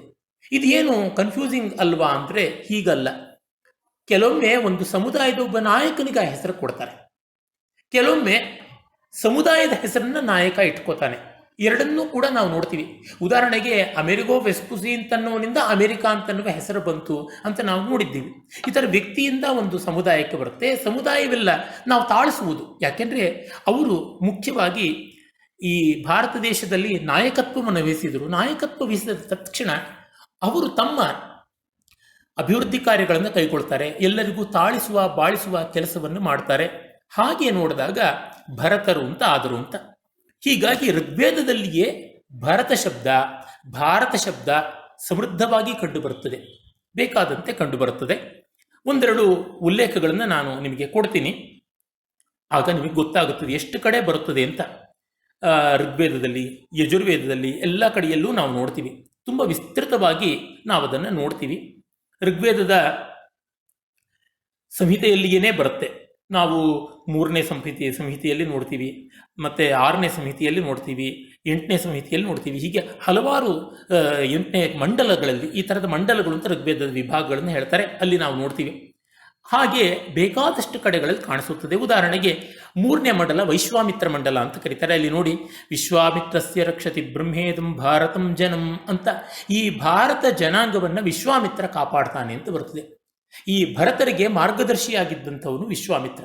ಈ ಭರತ ಕುಲಕ್ಕೆ, ಈ ಭರತ ಜನಾಂಗಕ್ಕೆ ವಸಿಷ್ಠ, ವಿಶ್ವಾಮಿತ್ರ ಮತ್ತು ಭರದ್ವಾಜ ಈ 3 ಮಹರ್ಷಿಗಳು ಮಾರ್ಗದರ್ಶಕರಾಗಿದ್ದರು ಅಂತ ಗೊತ್ತಾಗುತ್ತದೆ. ಮತ್ತೆ ಇವರು ಅಗ್ನಿಯನ್ನು ವಿಶೇಷವಾಗಿ ಆರಾಧನೆ ಮಾಡ್ತಾ ಇದ್ರು ಅಂತ ಗೊತ್ತಾಗುತ್ತದೆ. ಅಗ್ನಿ ಅಂದರೆ ಇವಕ್ಕೆ ಸಾಂಕೇತಿಕವಾದ ಸ್ವಾರಸ್ಯಗಳುಂಟು. ಅಗಮ್ ನಯತಿ ಇತಿ ಅಗ್ನಿ ಅಂತ ನಿರ್ವಚನ. ಅಂದರೆ ಜಡವನ್ನು ಚೈತನ್ಯಮಯವಾಗಿ ಮಾಡುವಂಥದ್ದು. ದೇವರ್ ವರ್ಷಿಪರ್ಸ್ ಆಫ್ ಎನರ್ಜಿ, ಚೈತನ್ಯ ಆರಾಧಕರು ಅಂತ ಗೊತ್ತಾಗುತ್ತದೆ. ಮತ್ತೆ ವಿಶ್ವಾಮಿತ್ರನ ಮಾರ್ಗದರ್ಶನದಲ್ಲಿ ಬಂತು ಅಂತ. ಆಮೇಲೆ 6ನೇ ಮಂಡಲದಲ್ಲಿ ಉದಗ್ರೆ ಭಾರತ ಅಂತ ಬರುತ್ತದೆ. ಇನ್ನೂ ಅನೇಕ ಕಡೆಗಳಲ್ಲಿ ಕಾಣಿಸಿಕೊಳ್ಳುತ್ತದೆ. ಉನ್ನತವಾದದ್ದು ಭಾರತರ ಅಭಿವೃದ್ಧಿ, ಉನ್ನತವಾದದ್ದು ಭಾರತರ ನೆಲೆ ಅಂತೆಲ್ಲ ಹೇಳಿ. ಆಮೇಲೆ ತೈತ್ರಿಯ ಸಂಹಿತೆಯಲ್ಲಿ ಭರತ ರಾಜ ಒಬ್ಬ ಇದ್ದ ಅಂತ ಬರುತ್ತೆ. ಮಹತೆ ಕ್ಷತ್ರಾಯ ಭರತೋ ರಾಜ. ಕ್ಷತ್ರಿಯ ಅಂದರೆ ಯಾರು? ಕ್ಷತಾತ್ ತ್ರಾಯತೆ ಇತಿ ಕ್ಷತ್ರಿಯ. ಸಮಾಜಕ್ಕೆ ಗಾಯಗಳು, ಕ್ಷತ ಅಂದರೆ ಗಾಯ, ನೋವು, ತೊಂದರೆ ಆದಾಗ ಕವಚದಂತೆ ಕಾಪಾಡ್ತಾನೆ ಅಂತ ನಮ್ಮಲ್ಲಿ ಕ್ಷತ್ರಿಯನಿಗೆ ಉಪನಾಮ, ಸರ್ನೇಮ್ ವರ್ಮ ಅಂತ ಕೊಡ್ತಾ ಇದ್ರು. ವರ್ಮ ಅನ್ನೋದಕ್ಕೆ ಸಂಸ್ಕೃತದಲ್ಲಿ ಕವಚ ಅಂತ ಅರ್ಥ. ಸಮಾಜಕ್ಕೆ ಕವಚದಂತೆ ಇರತಕ್ಕಂಥವನೇ ಕ್ಷತ್ರಿಯ ಅಂತ ಅವನು ಭರತ ಅಂತ. ಮತ್ತೆ ಶತಪಥ ಬ್ರಾಹ್ಮಣ ಅನ್ನುವ ಯಜುರ್ವೇದದ 2ನೇ ಭಾಗ, ಶುಕ್ಲ ಯಜುರ್ವೇದದ ಭಾಗ, ಅಲ್ಲಿ ಬರುತ್ತದೆ ಶಕುಂತಲಾ ನಾಡಪಿತ್ಯಪ್ಸರ ಭರತಂ ದಧೆ. ಶಕುಂತಲೆ ಎನ್ನುವ ಅಪ್ಸರೆಗೆ ಹುಟ್ಟಿದಂಥ ಮಗ ಭರತ ಅಂತ. ನಮಗೆ ಕಾಳಿದಾಸನ ಕಥೆ ಕೇಳಿದವರಿಗೆ, ಮಹಾಭಾರತದ ಕಥೆ ಕೇಳಿದವರಿಗೆ ಶಕುಂತಲೆಯ ಮಗ ಭರತ ಅಂತ ಗೊತ್ತಾಗುತ್ತದೆ. ನಮ್ಮ ಕಾಳಿದಾಸನಲ್ಲಿ ದುಷ್ಯಂತ ಅಂತ ಹೆಸರು ಬಂದರೆ ಮೂಲ ವೇದದಲ್ಲಿ ಮಹಾಭಾರತದಲ್ಲಿ ದುಷ್ಯಂತ ಅಂತ ಬರುತ್ತದೆ ಹೆಸರು, ಅವನ ತಂದೆಯಾಗಿದ್ದ ಅಂತ. ದೀರ್ಘತ ಮಾಮಾಮತೆಯೋ ಭರತಂ ದೌಷ್ಯಂತಿಂ ಅಭಿಷೇಚ ಅಂತ ಐತರೆಯ ಬ್ರಾಹ್ಮಣ ಋಗ್ವೇದದ 2ನೇ ಭಾಗ, ಅಲ್ಲಿ ನಾವು ನೋಡ್ತೀವಿ. ಮತ್ತೆ ಇವನು ತುಂಬ ದೊಡ್ಡ ಯಜ್ಞಗಳನ್ನು ಮಾಡ್ದ ಅಂತ ಉಲ್ಲೇಖ ಬರ್ತದೆ. ಭರತ ಮಹಾರಾಜ. ಯಜ್ಞ ಅಂದರೆ ತುಂಬ ಜನ ಬೆಂಕಿಲಿ ಎಲ್ಲ ಸುರಿಯೋದು ಅಂತ ಅಪಪ್ರಚಾರ ಮಾಡ್ತಾರೆ. ವಸ್ತುತಃ ಯಜ್ಞ ಶಬ್ದದ ಅರ್ಥ ಯಜ್ ದೇವಪೂಜಾಯಾಮ್ ಸಂಗತಿಕರಣೆ ದಾನೆ ಅಪಾಕರಣೆ ಅಂತೆಲ್ಲ ಅರ್ಥ ಉಂಟು. ಅಂದರೆ ಭಗವಂತನ ಆರಾಧನೆಯನ್ನು ಎಲ್ಲರೂ ಸೇರಿ ಹಂಚಿಕೊಳ್ಳುವ ಮೂಲಕ, ದಾನ ಮಾಡುವ ಮೂಲಕ, ತ್ಯಾಗದ ಮೂಲಕ ಮಾಡುವ ಭಗವದಾರಾಧನೆ ಅಂತ. ಹೀಗಾಗಿ ಅಗ್ನಿಮುಖದಲ್ಲಿ 1 ಪಾಲು ಹಾಕಿದ್ರೆ ಸಮಾಜಮುಖಿಯಾಗಿ 100 ಪಾಲು ಹಾಕಬೇಕು ಅಂತ ಉಂಟು. ಅಗ್ನಿಮುಖದ್ದು ಸಂಕೇತ. ಈಗ ನಮ್ಮ ರಾಷ್ಟ್ರಧ್ವಜ ಒಂದು ಸಂಕೇತ. ರಾಷ್ಟ್ರಧ್ವಜಕ್ಕೆ ನಮಸ್ಕಾರ ಮಾಡಿಬಿಟ್ಟು ಬೇಕಾದಂತೆ ಅನ್ಯಾಯ ಮಾಡ್ತಾ ಇದ್ರೆ, ಬ್ಲ್ಯಾಕ್ ಮಾರ್ಕೆಟಿಯರ್ ಆಗಿದ್ರೆ, ದೇಶದ್ರೋಹಿ ಆಗಿದ್ರೆ, ಟೆರರಿಸ್ಟ್ ಆಗಿದ್ರೆ ಅದನ್ನೇನಾದರೂ ಗೌರವಿಸ್ತಾರ್ಯಾ? ಆ ಥರವೇನೆ ಅಗ್ನಿಗೆ ಒಂದು ಸೌಟು ತುಪ್ಪ ಹಾಕ್ಬಿಟ್ಟು ಅನಾಚಾರ ಮಾಡ್ತಾ ಇದ್ರೆ ಖಂಡಿತ ಅದನ್ನು ಒಪ್ಪುವಂಥದ್ದೆಲ್ಲ ನಮ್ಮಲ್ಲಿ ಬೇಕಾದಂತೆ ಉಂಟು. ಹೀಗಾಗಿ ಅವನು ಆ ರೀತಿಯಲ್ಲಿ 133 ಅಶ್ವಮೇಧಗಳನ್ನು ಮಾಡಿದ. ಅಶ್ವಮೇಧ ಏನು? ರಾಷ್ಟ್ರಂ ವಾಶ್ವಮೇಧ ಅಂತ, ರಾಷ್ಟ್ರಾಭಿವೃದ್ಧಿಯನ್ನು ಮಾಡತಕ್ಕಂಥದ್ದು ಅಶ್ವಮೇಧ ಅಂತ ಬರುತ್ತದೆ, ನಮಗೆ ಯಜುರ್ವೇದದಲ್ಲಿ ಕಾಣಿಸುತ್ತದೆ. ಆಮೇಲೆ ಅವನು ಗಂಗಾ ಯಮುನಾ ನದಿಗಳ ತೀರದಲ್ಲಿ ಮಾಡ್ದ ಅಂತ ನಾನು ಹೇಳಿದ್ನಲ್ಲ ಮೊದಲೇ. ಈ ಗಂಗಾ ಯಮುನಾ ನದಿಗಳ ಫಲವತ್ತಾದಂಥ ಬಯಲಿದೆಯಲ್ಲ, ಅದು ತುಂಬ ಮುಖ್ಯವಾದದ್ದು ಅಂತ. ದ್ವಾಬ್ ಅಂತ ಅದನ್ನೇ ಕರೀತಾರೆ, ನಮಗೆ ಗೊತ್ತಾಗುತ್ತದೆ. ಆ ಸಮೃದ್ಧವಾದ ನೆಲದಲ್ಲಿ ಅವನು ರಾಷ್ಟ್ರಾಭಿವೃದ್ಧಿಯನ್ನು ಮಾಡ್ದ, ತುಂಬ ದೊಡ್ಡ ಉನ್ನತಿಯನ್ನು ಸಾಧಿಸಿದ ಅಂತ ಗೊತ್ತಾಗುತ್ತದೆ. ಹೀಗಾಗಿ ಅವನ ಹೆಸರಿನಲ್ಲಿ ಒಂದು ಯಜ್ಞ ಬಂತು ಅಂತ ಗೊತ್ತಾಗುತ್ತದೆ. ಅದನ್ನು ಕೂಡ ಕಾತ್ಯಾಯನ ಶ್ರೌತ ಸೂತ್ರ ನಮಗೆ ಹೇಳುತ್ತದೆ. ಅವನ ಹೆಸರಿನಲ್ಲಿಯೇ ಭರತ ದ್ವಾದಶಾಹ ಅಂತ ಒಂದು ಯಜ್ಞ ಇತ್ತು ಅಂತ ಗೊತ್ತಾಗುತ್ತದೆ. ಮತ್ತೆ ಅವರು ಮೂಲತಃ ಎಲ್ಲಿಂದ ಬಂದರು? ಇಷ್ಟು ವ್ಯಾಪಿಸಿಕೊಂಡ್ರಲ್ಲ ಉತ್ತರ ಭಾರತದಲ್ಲಿ. ಅವರ ತಾಯಿನೆಲ್ಲ ತವರು ಯಾವುದು ಅಂತಂದರೆ ಅದನ್ನು ಹೇಳಿದ್ದಾರೆ.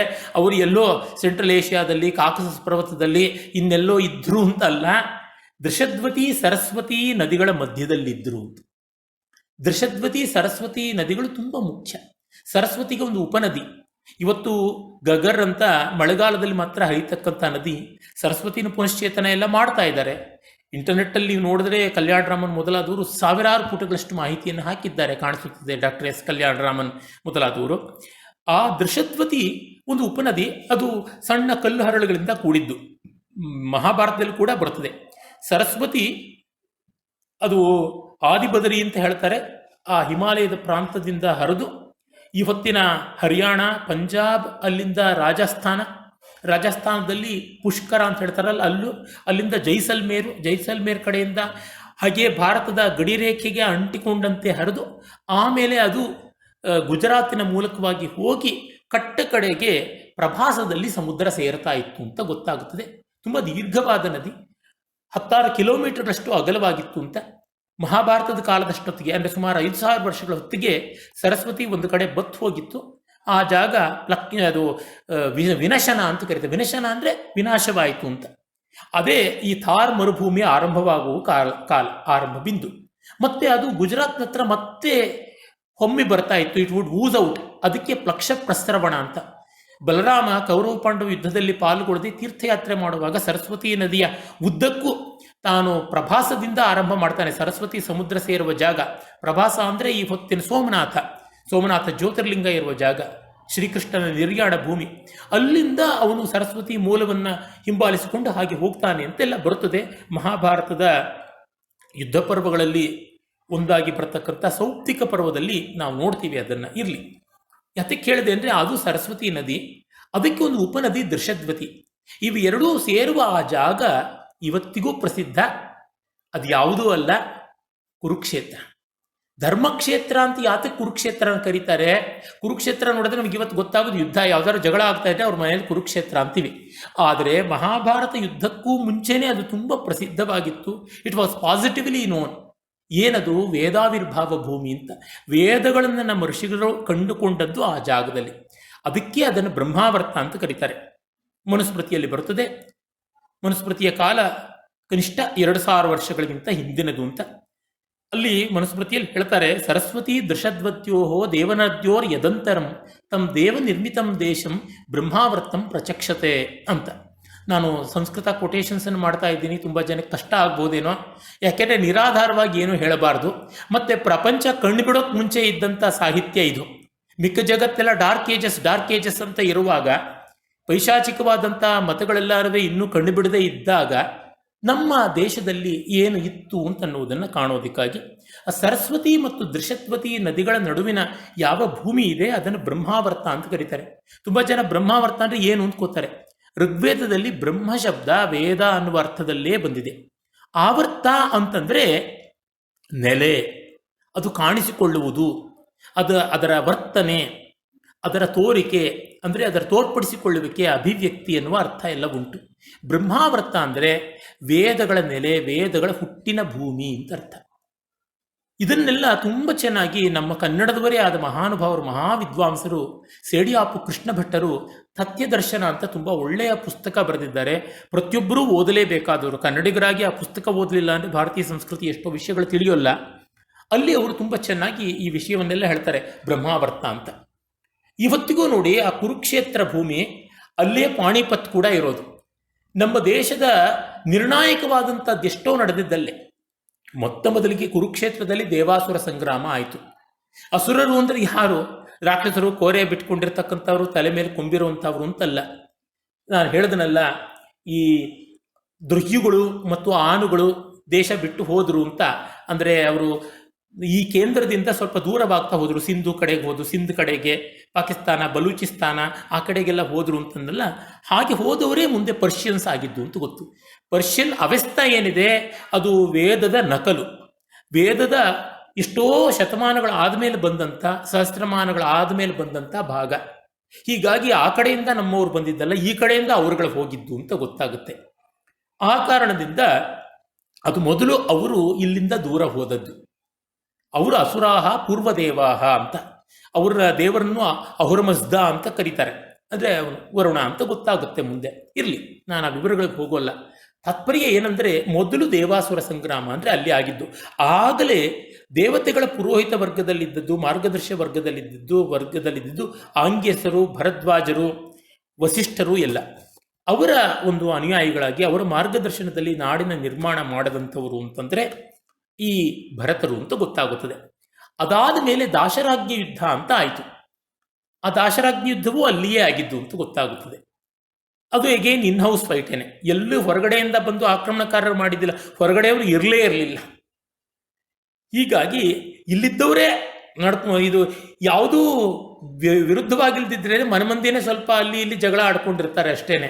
ಆ ಥರದ ಸ್ಥಿತಿ ಇದ್ದದ್ದು. ಅದು ದಾಶರಾಜ್ಞಿ ಯುದ್ಧ, ಎರಡನೇದು. ಮತ್ತೆ ನಾವು ನೋಡುವ ಕೌರವ ಪಾಂಡವರ ಯುದ್ಧ, ಮೂರನೇ ಕುರುಕ್ಷೇತ್ರ ಯುದ್ಧ.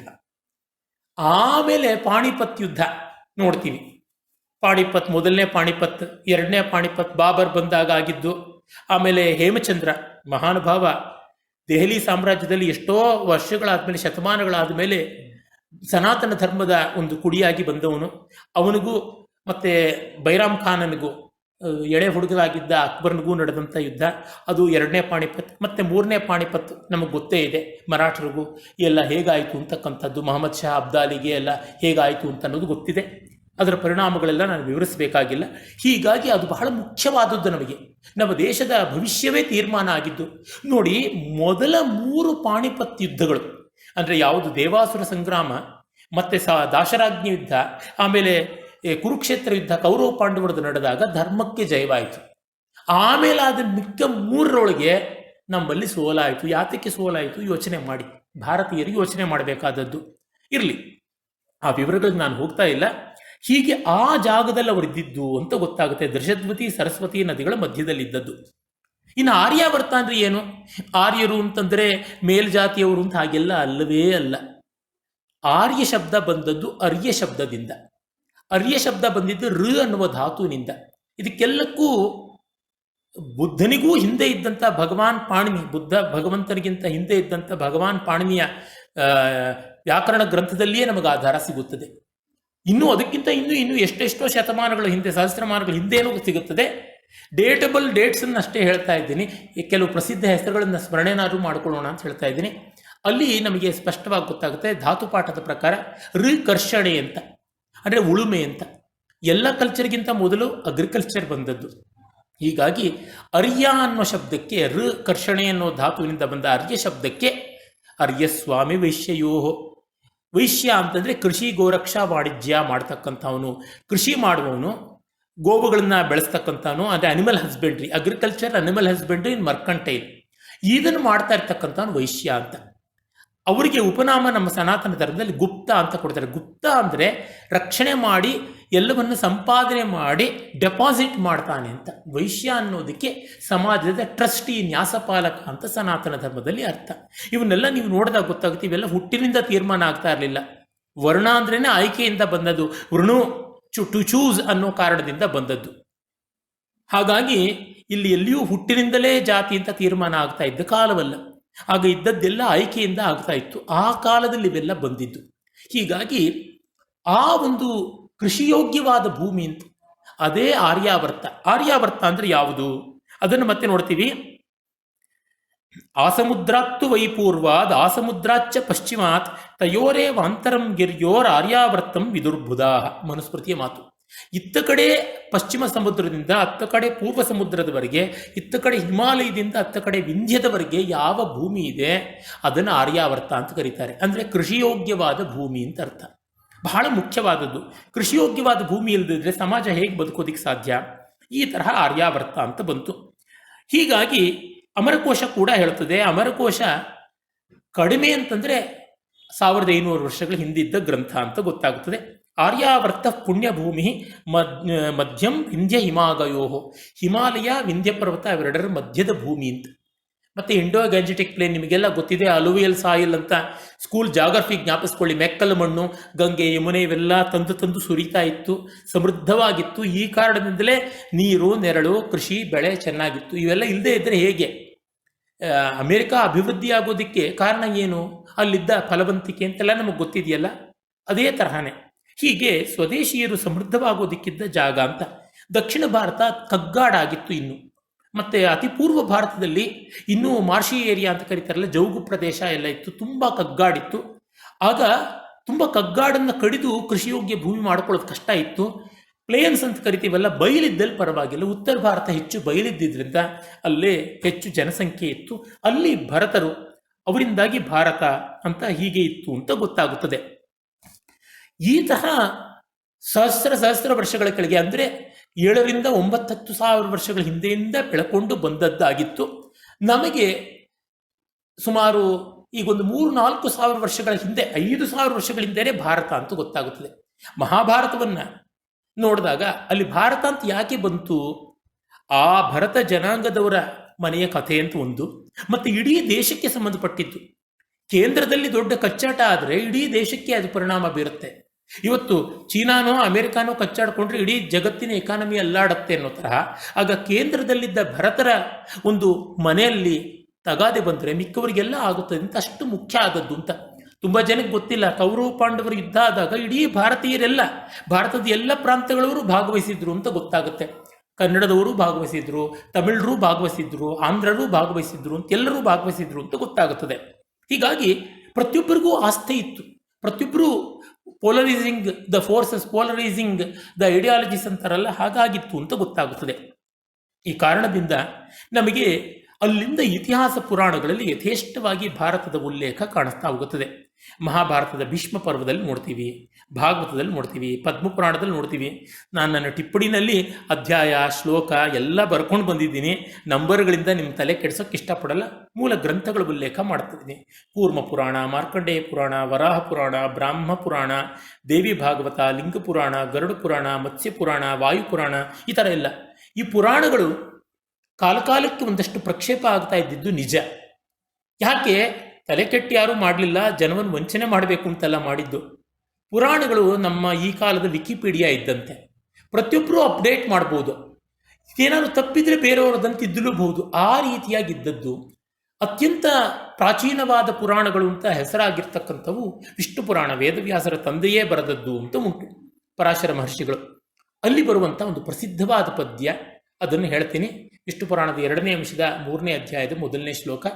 ಉತ್ತರಂ ಯತ್ ಸಮುದ್ರಸ್ಯ ಹಿಮಾದ್ರೇಶ್ಚೇವ ದಕ್ಷಿಣಂ ವರ್ಷಂ ತದ್ ಭಾರತಂ ನಾಮ ಭಾರತೀ ಯತ್ರ ಸಂತತಿ.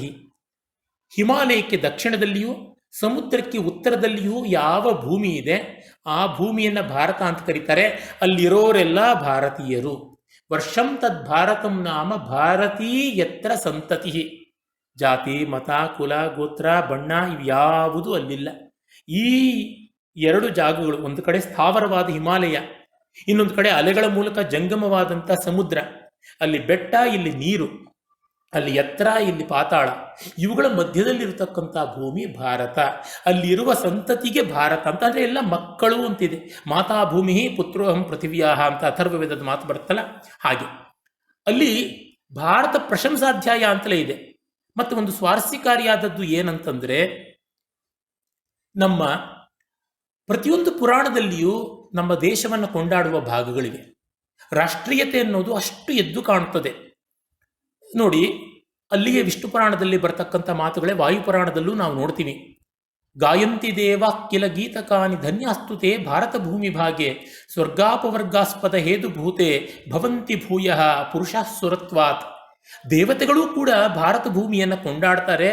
ಯಾಕೆಂದರೆ ಇಲ್ಲಿ ಹುಟ್ಟಿದ್ರೆ ಸ್ವರ್ಗ ಮಾತ್ರವಲ್ಲ ಮೋಕ್ಷವೂ ಸಿಗುತ್ತದೆ, ಇಲ್ಲಿ ಹುಟ್ಟಿದವರಿಗೆ ಪುನರ್ಜನ್ಮವೇ ಇಲ್ಲ ಅಂತನ್ನುವಂತೆ ಕೊಂಡಾಡ್ತಾರೆ ಅಂತ. ವಾಯುಪುರಾಣ ಅಷ್ಟೇ ಪ್ರಾಚೀನವಾದದ್ದು.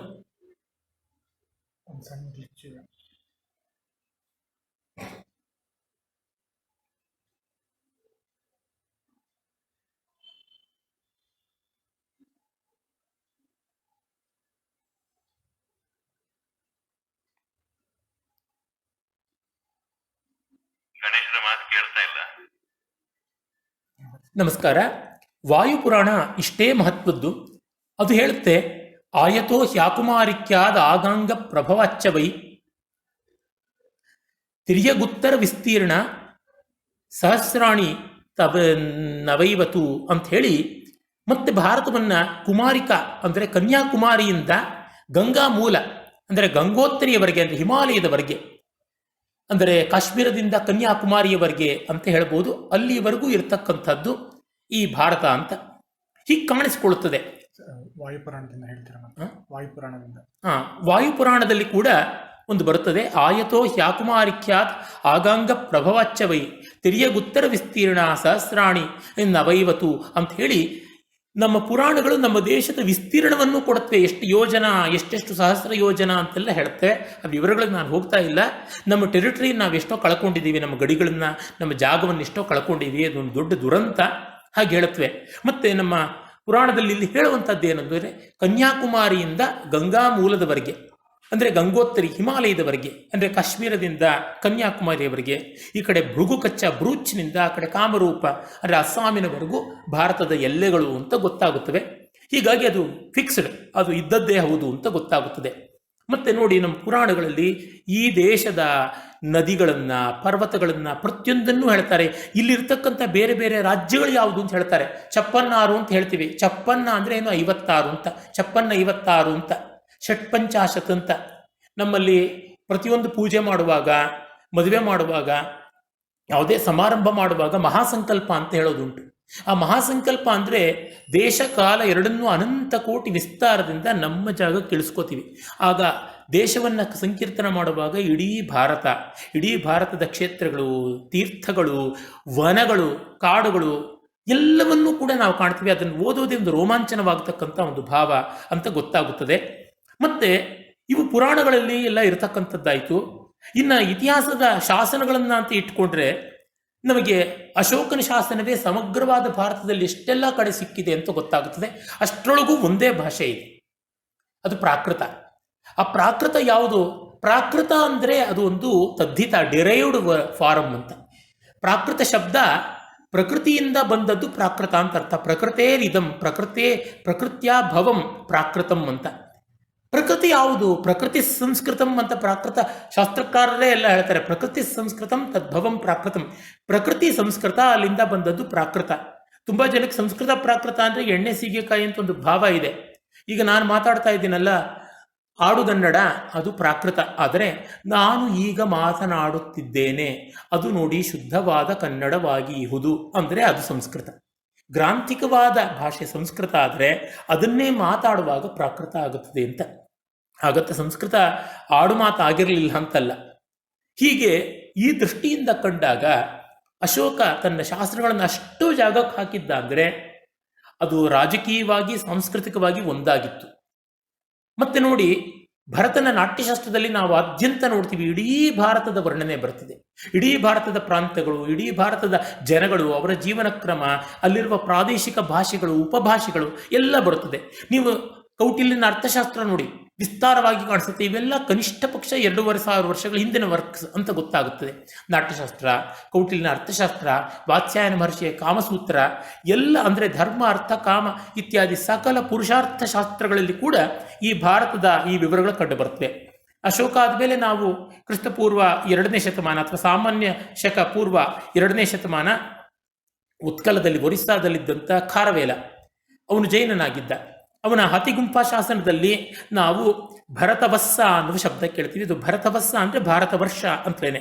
ಕೌಟಿಲ್ಯ ಚಕ್ರವರ್ತಿ ಕ್ಷೇತ್ರ ಅಂತ ಅದನ್ನೇ ಹೇಳ್ತಾನೆ. ಹೀಗೆ ಎಲ್ಲೆಲ್ಲಿಯೂ ನಾವು ನೋಡ್ತಾ ಬರ್ತೀವಿ ಈ ಥರದ ಭಾರತದ ಉಲ್ಲೇಖವನ್ನು. ಆಮೇಲಂತೂ ಬೇಕಾದಂತೆ ಕಾಣ್ತೀವಿ ನಾವು. ವಾಲ್ಮೀಕಿಯಲ್ಲಿ ನಾವು ನೋಡ್ತೀವಿ, ರಾಮ ಉತ್ತರದಿಂದ ದಕ್ಷಿಣಕ್ಕೆ, ದಕ್ಷಿಣದಿಂದ ಉತ್ತರಕ್ಕೆ ವರ್ಟಿಕಲ್ ಆಗಿ ಅಂದರೆ ಕಾಶ್ಮೀರದಿಂದ ಕನ್ಯಾಕುಮಾರಿ ಅಂತವೆಲ್ಲ ಆ ರೀತಿಯಾಗಿ ಓಡಾಡಿದ್ರೆ, ಮಹಾಭಾರತದ ಕಥೆ ಕೃಷ್ಣ ಅವನು ಮಥುರೆಯಿಂದ ಇತ್ತ ಕಡೆ ದ್ವಾರಾವತಿ ಪಶ್ಚಿಮಕ್ಕೆ, ಅಲ್ಲಿಂದ ನರಕಾಸುರ ಸಂಹಾರ ಮಾಡೋಕ್ಕೆ ಪ್ರಾಗ್ಜ್ಯೋತಿಷಪುರ ಅಸ್ಸಾಂ ಪೂರ್ವಕ್ಕೆ, ಹೀಗೆ ರಾಮ ಮೇಲಿಂದ ಕೆಳಕ್ಕೆ ಓಡಾಡಿದ್ರೆ ಕೃಷ್ಣ ಎಡದಿಂದ ಬಲಕ್ಕೆ, ರಾಮ ಉತ್ತರ ದಕ್ಷಿಣ ಓಡಾಟ ಮಾಡಿದ್ರೆ ಕೃಷ್ಣ ಎಡದಿಂದ ಬಲಕ್ಕೆ, ಹೀಗೆ ಭಾರತಕ್ಕೆ ಒಂದು ಪ್ಲಸ್ ಸಂಕೇತ ಮಾಡಿದ್ದಾರೆ. ರಾಮಕೃಷ್ಣರು ಭಾರತವನ್ನು ಪ್ಲಸ್ ಮಾಡಿದ್ದಾರೆ, ಸೇರಿಸಿದ್ದಾರೆ. ಮತ್ತೆ ಬೌದ್ಧ ಮತ ಎಲ್ಲ ಕಡೆಗೂ ಪ್ರಸಾರವಾಯಿತಲ್ಲ. ಬುದ್ಧ ಭಗವಂತ ಯಾವ ಬೋಧಿ ವೃಕ್ಷದ ಕೆಳಗೆ ಸಾಕ್ಷಾತ್ಕಾರ ಹೊಂದಿದ, ಆ ವೃಕ್ಷದ ಕೊಂಬೆ ರೆಂಬೆಗಳನ್ನು ಎಲ್ಲ ಕಡೆಗೂ ನೆಟ್ಟರು.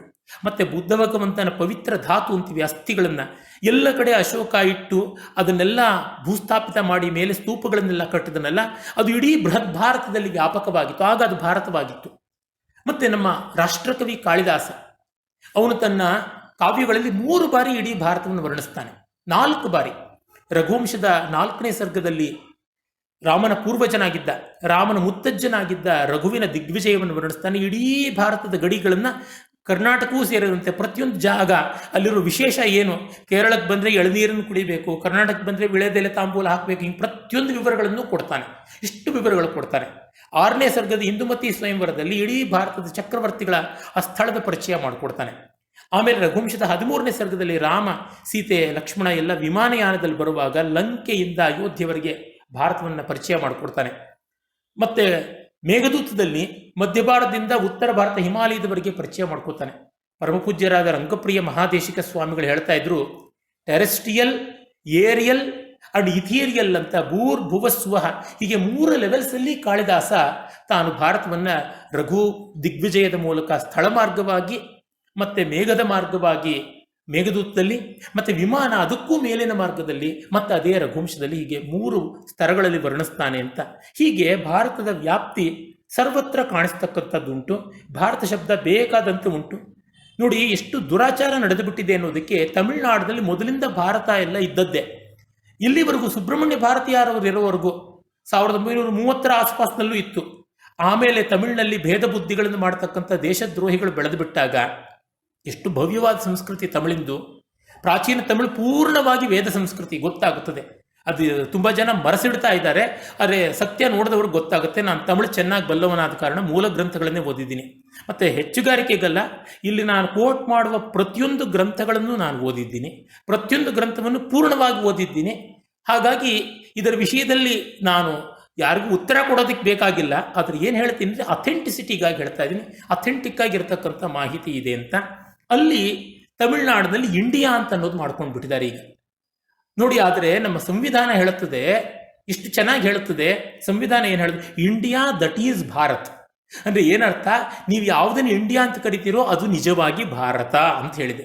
ಹೀಗಾಗಿ ಯಾರು ಭಾರತದ ಬಗ್ಗೆ ಪ್ರಶ್ನೆ ಮಾಡ್ತಾರೆ ಮೊದಲು ಸಂವಿಧಾನ ದ್ರೋಹಿಗಳಾಗ್ತಾರೆ, ಈ ನೆಲಕ್ಕೆ ದ್ರೋಹಿಗಳಾಗ್ತಾರೆ, ರಾಷ್ಟ್ರದ್ರೋಹಿಗಳು, ಸಂಸ್ಕೃತಿ ದ್ರೋಹಿಗಳು. ಮತ್ತೆ ಭೇದ ಬುದ್ಧಿಗಳನ್ನು ಹುಟ್ಟಿಸ್ತಕ್ಕಂಥವ್ರು ಆಗ್ತಾರೆ. ಅದರಿಂದ ಇಂಥ ಭಾರತವನ್ನು ದರ್ಶನ ಮಾಡಬೇಕು, ಅದರ ಸಾಕ್ಷಾತ್ಕರಣ ಮಾಡಿಕೊಳ್ಬೇಕು. ಆ ದೃಷ್ಟಿಯಲ್ಲಿ ನಮ್ಮ ಗೆಳೆಯರು, ನಮ್ಮ ಪರಂಪರೆ ಅಭಿವೃದ್ಧಿ ಆಗಲಿ, ಈ ಬಗ್ಗೆ ಯಾವುದೇ ಸಂದೇಹ ಗೊಂದಲ ಇಟ್ಕೋಬೇಕಿಲ್ಲ.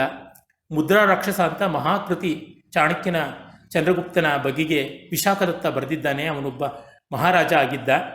ಅವನು ಬರೆದದ್ರಲ್ಲಿ ಚಾಣಕ್ಯ 3ನೇ ಅಂಕದಲ್ಲಿ ಚಂದ್ರಗುಪ್ತನಿಗೆ ಒಂದು ಆಶೀರ್ವಾದ ಮಾಡ್ತಾನೆ. ಅಲ್ಲಿ ಏನು, ಹಿಮಾಲಯದಿಂದ ಹೇಗೆ ನದಿಗಳು ಹರಿದು ಬಂದು ಇಡೀ ಭಾರತ ವ್ಯಾಪಿಸಿಕೊಳ್ಳುತ್ತವೋ, ಸಮುದ್ರವನ್ನು ಸೇರತ್ವೋ, ಆ ಎಲ್ಲ ವ್ಯಾಪ್ತಿಯಲ್ಲಿ ಇರ್ತಕ್ಕಂಥ ಸಾಮ್ರಾಜ್ಯ ನಿನ್ನದು.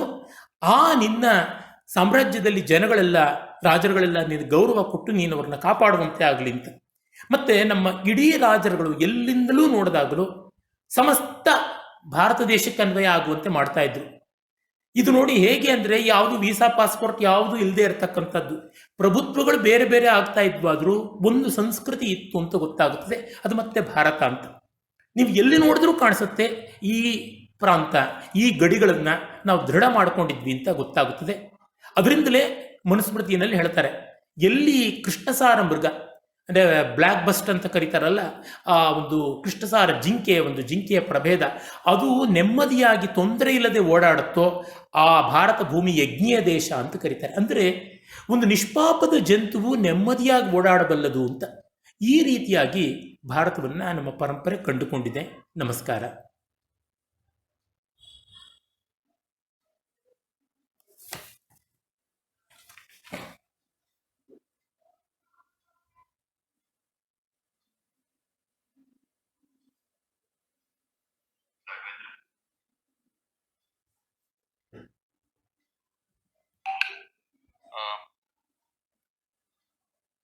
ಇಷ್ಟೊತ್ತು ಜ್ಞಾನಸುದ್ದಿಯನ್ನು ಹರಿಸಿದ ಶತಾವಧಾನಿ ಗಣೇಶ್ ಅವರಿಗೆ ಅನಂತ ಧನ್ಯವಾದಗಳು. ಈಗ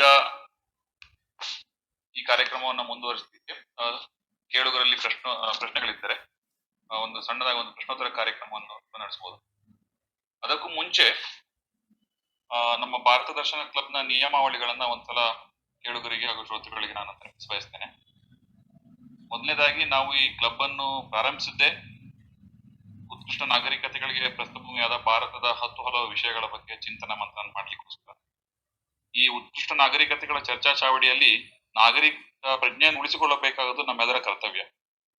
ಯಾವುದೇ ನಿಮ್ಮ ಪ್ರಶ್ನೆಗಳಿರಲಿ, ತರ್ಕವಾಗ್ಲಿ ಇರಲಿ, ಆಕ್ರಮಣಕಾರ ಆಗದಿರಲಿ ಹಾಗೂ ಇನ್ನೊಬ್ಬರಿಗೆ ನಿಂದನೀಯವಾಗದಿರಲಿ, ಅಭಿಪ್ರಾಯದಲ್ಲಿ ವ್ಯತ್ಯಾಸಗಳಿದ್ರೆ ಅದನ್ನ ಸ್ವೀಕರಿಸಿ.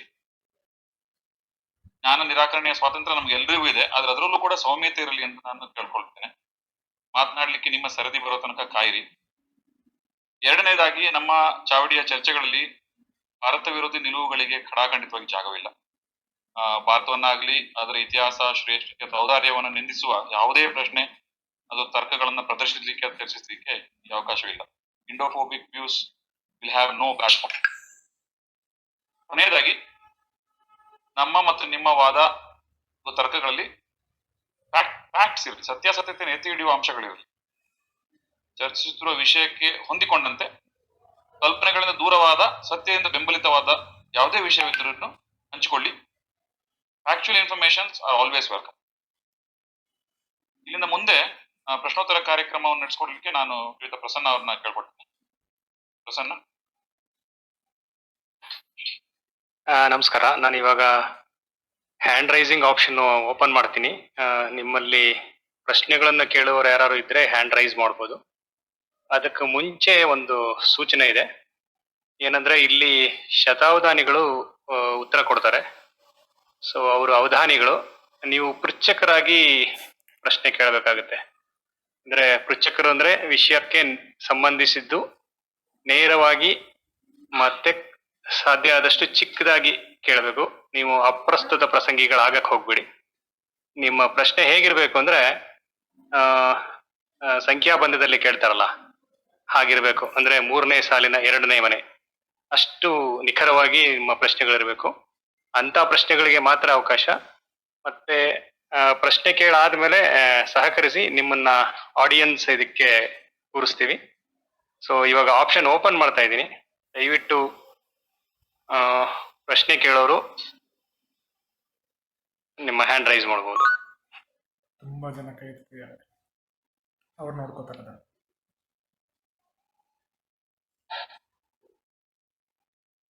ಓಕೆ, ಒಂದಷ್ಟು ಹ್ಯಾಂಡ್ ರೈಸಿಂಗ್ ಬಂದಿದೆ. ಈಗ ನವೀನ್ ಗಂಗೋತ್ರಿ ಅವ್ರನ್ನ ನಾನು ಪ್ರಶ್ನೆ ಕೇಳೋದಕ್ಕೆ ಅವಕಾಶ ಕೊಡ್ತಾ ಇದ್ದೀನಿ. ಇಲ್ಲಿ ನವೀನ್. ಭುವನೈಕ ಮಲ್ಲ ಅವರು ಕೂಡ ಹ್ಯಾಂಡ್ ರೈಸ್ ಮಾಡ್ತಿದ್ದಾರೆ ಅಂತ ಕಾಣುತ್ತೆ. ಓಕೆ, ಪ್ರಶ್ನೆ ಇದೆಯಾ?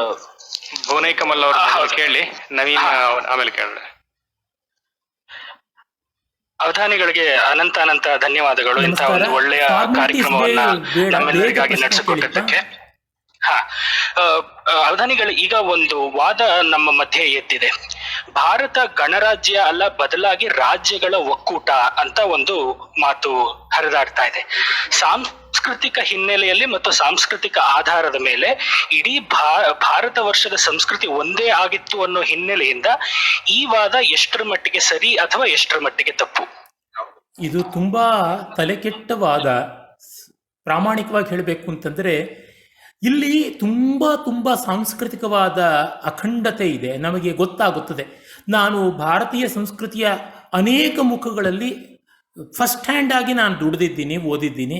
ಅದಕ್ಕೆ ಸ್ಪಷ್ಟವಾಗಿ ಗೊತ್ತಾಗುತ್ತದೆ. ವಿಸ್ತರಿಸಿ ಹೇಳ್ತಾ ಹೋದರೆ ಉತ್ತರ ತುಂಬ ದೊಡ್ಡದಾಗುತ್ತದೆ. ಅಮೆರಿಕಾದ ಸಂಯುಕ್ತ ಸಂಸ್ಥಾನದ ಒಕ್ಕೂಟಗಳೇ ಬೇರೆ. ಅಲ್ಲಿ ಬಂದವರು ಇಡೀ ಯುರೋಪ್ನಿಂದ ಎಲ್ಲೆಲ್ಲೆಲ್ಲಿಂದಲೋ ಬಂದರು, ಸೇರಿಕೊಂಡ್ರು, ಆಗಿದ್ದು. ಯಾರ್ದೋ ನೆಲ ಕಿತ್ಕೊಂಡ್ರು, ಯಾರ್ದೋ ದುಡ್ಡು ಎಲ್ಲಮ್ಮನ ಜಾತ್ರೆ ಅಂತ ಒಂದು ಗಾದೆ ಇದೆಯಲ್ಲ, ಆ ಥರ ಮಾಡ್ಕೊಂಡಿದ್ರು. ಅವರಲ್ಲಿ ಆ ಥರ ಒಕ್ಕೂಟ ಆಗ್ಬೋದು, ನಮ್ಮಲ್ಲಿ ಹಾಗಲ್ಲ. ಯಾಕೆಂತಂದರೆ ನಮ್ಮಲ್ಲಿ ಎಷ್ಟೆಷ್ಟು ಸಂವಾದ ಕಾಣಿಸುತ್ತೆ ಅಂದರೆ, ಹಿಮಾಲಯದ ಬದರಿಕಾಶ್ರಮದಲ್ಲಿ ಬಾದರಾಯಣರು ಸೂತ್ರ ಬರೆದ್ರೆ ಅದಕ್ಕೆ ವ್ಯಾಖ್ಯಾನವನ್ನು ದಕ್ಷಿಣ ಭಾರತದ ಶಂಕರ, ರಾಮಾನುಜ, ಮಧ್ವ, ವಲ್ಲಭ, ನಿಂಬಾರ್ಕ ಈ ಥರ ಎಷ್ಟೋ ಜನ ಬರೆದ್ರು. ಆರ್ಯಾವರ್ತ, ಬ್ರಹ್ಮಾವರ್ತದಲ್ಲಿ ವೇದಗಳು ಆವಿರ್ಭವಿಸಿದ್ರೆ ದಕ್ಷಿಣ ಭಾರತದ ಸಾಯಣಾಚಾರ್ಯರಂಥವರು ಅದಕ್ಕೆ ವ್ಯಾಖ್ಯಾನಗಳನ್ನು ಬರೆದರು. ಉಜ್ಜಯಿನಿಯ ಕಾಳಿದಾಸನ ಕಾವ್ಯಗಳು ಅವನು ಹಿಮಾಲಯದಲ್ಲಿ ಕೂತು ಬರೆದ್ರೆ ಆಂಧ್ರ ಪ್ರದೇಶದ ಮಲ್ಲಿನಾಥ ಅದಕ್ಕೆ ವ್ಯಾಖ್ಯಾನ ಬರೆದ. ಹೀಗೆ ಎಲ್ಲೆಲ್ಲಿ ನೋಡಿದ್ರೂ ಕಾಣಿಸುತ್ತೆ. ಕಾಶ್ಮೀರದಲ್ಲಿ ಅಭಿನವಗುಪ್ತ ನಾಟ್ಯಶಾಸ್ತ್ರದ ವ್ಯಾಖ್ಯಾನವನ್ನು ಶಬ್ದರೂಪದಲ್ಲಿ ಬರಿತಾ ಇದ್ದರೆ, ತಮಿಳುನಾಡಿನಲ್ಲಿ ರಾಜರಾಜ ಚೋಳ ಅದೇ ಹೊತ್ತಿನಲ್ಲಿ ಈ ತಂಜಾವೂರಿನ ಬೃಹದೀಶ್ವರ ದೇವಸ್ಥಾನದಲ್ಲಿ ನಾಟ್ಯದ ಕರ್ಣಗಳನ್ನು ಶಿಲಾರೂಪದ ವ್ಯಾಖ್ಯಾನವಾಗಿ ಕೆತ್ತುತ್ತಾ ಇದ್ದ. ಈ ಥರ ಎಷ್ಟು ನೋಡಿದಾಗ ಕಾಣಿಸುತ್ತೆ. ಪ್ರತಿಯೊಂದು ಕಡೆಯಲ್ಲೂ ಒಂದೇ ಸಂವಾದ ಕಾಣಿಸುತ್ತೆ. ಅಂದರೆ 10 ಭಾಷೆ ಕಲಿಬೇಕು, 10 ಶಾಸ್ತ್ರ ಓದಬೇಕು, 10 ಕಡೆ ಓಡಾಡಬೇಕು ದೇಶದಲ್ಲಿ, ಆವಾಗ ಗೊತ್ತಾಗುತ್ತೆ. ತಮ್ಮ ತಲೆಗೆ ಬಂದಿದ್ದ ಕಲ್ಪನೆಗಳನ್ನೆಲ್ಲ ಎಲ್ಲಿಯೋ ಯಾವ್ಯಾವುದೋ ಹೊರಗಡೆ ದೇಶ ವಿರೋಧಿ ಚಟುವಟಿಕೆಗಳಿಂದ ಪ್ರೇರಿತರಾಗಿ ಆ ಹೊನ್ನು ಹೆಣ್ಣು ಇತ್ಯಾದಿಗಳಿಗೆ ಮರಳಾಗಿ ಏನಾದರೂ ಹೇಳಿದ್ರೆ ಅದು ಖಂಡಿತ ಒಪ್ಪುವಂಥದ್ದಲ್ಲ. ಸ್ಪಷ್ಟವಾಗಿ ಹೇಳ್ತಾ ಇದ್ದೀನಿ, ನನಗೇನು ದಾಕ್ಷಿಣ್ಯ ಕಾಡೋದಿಲ್ಲ.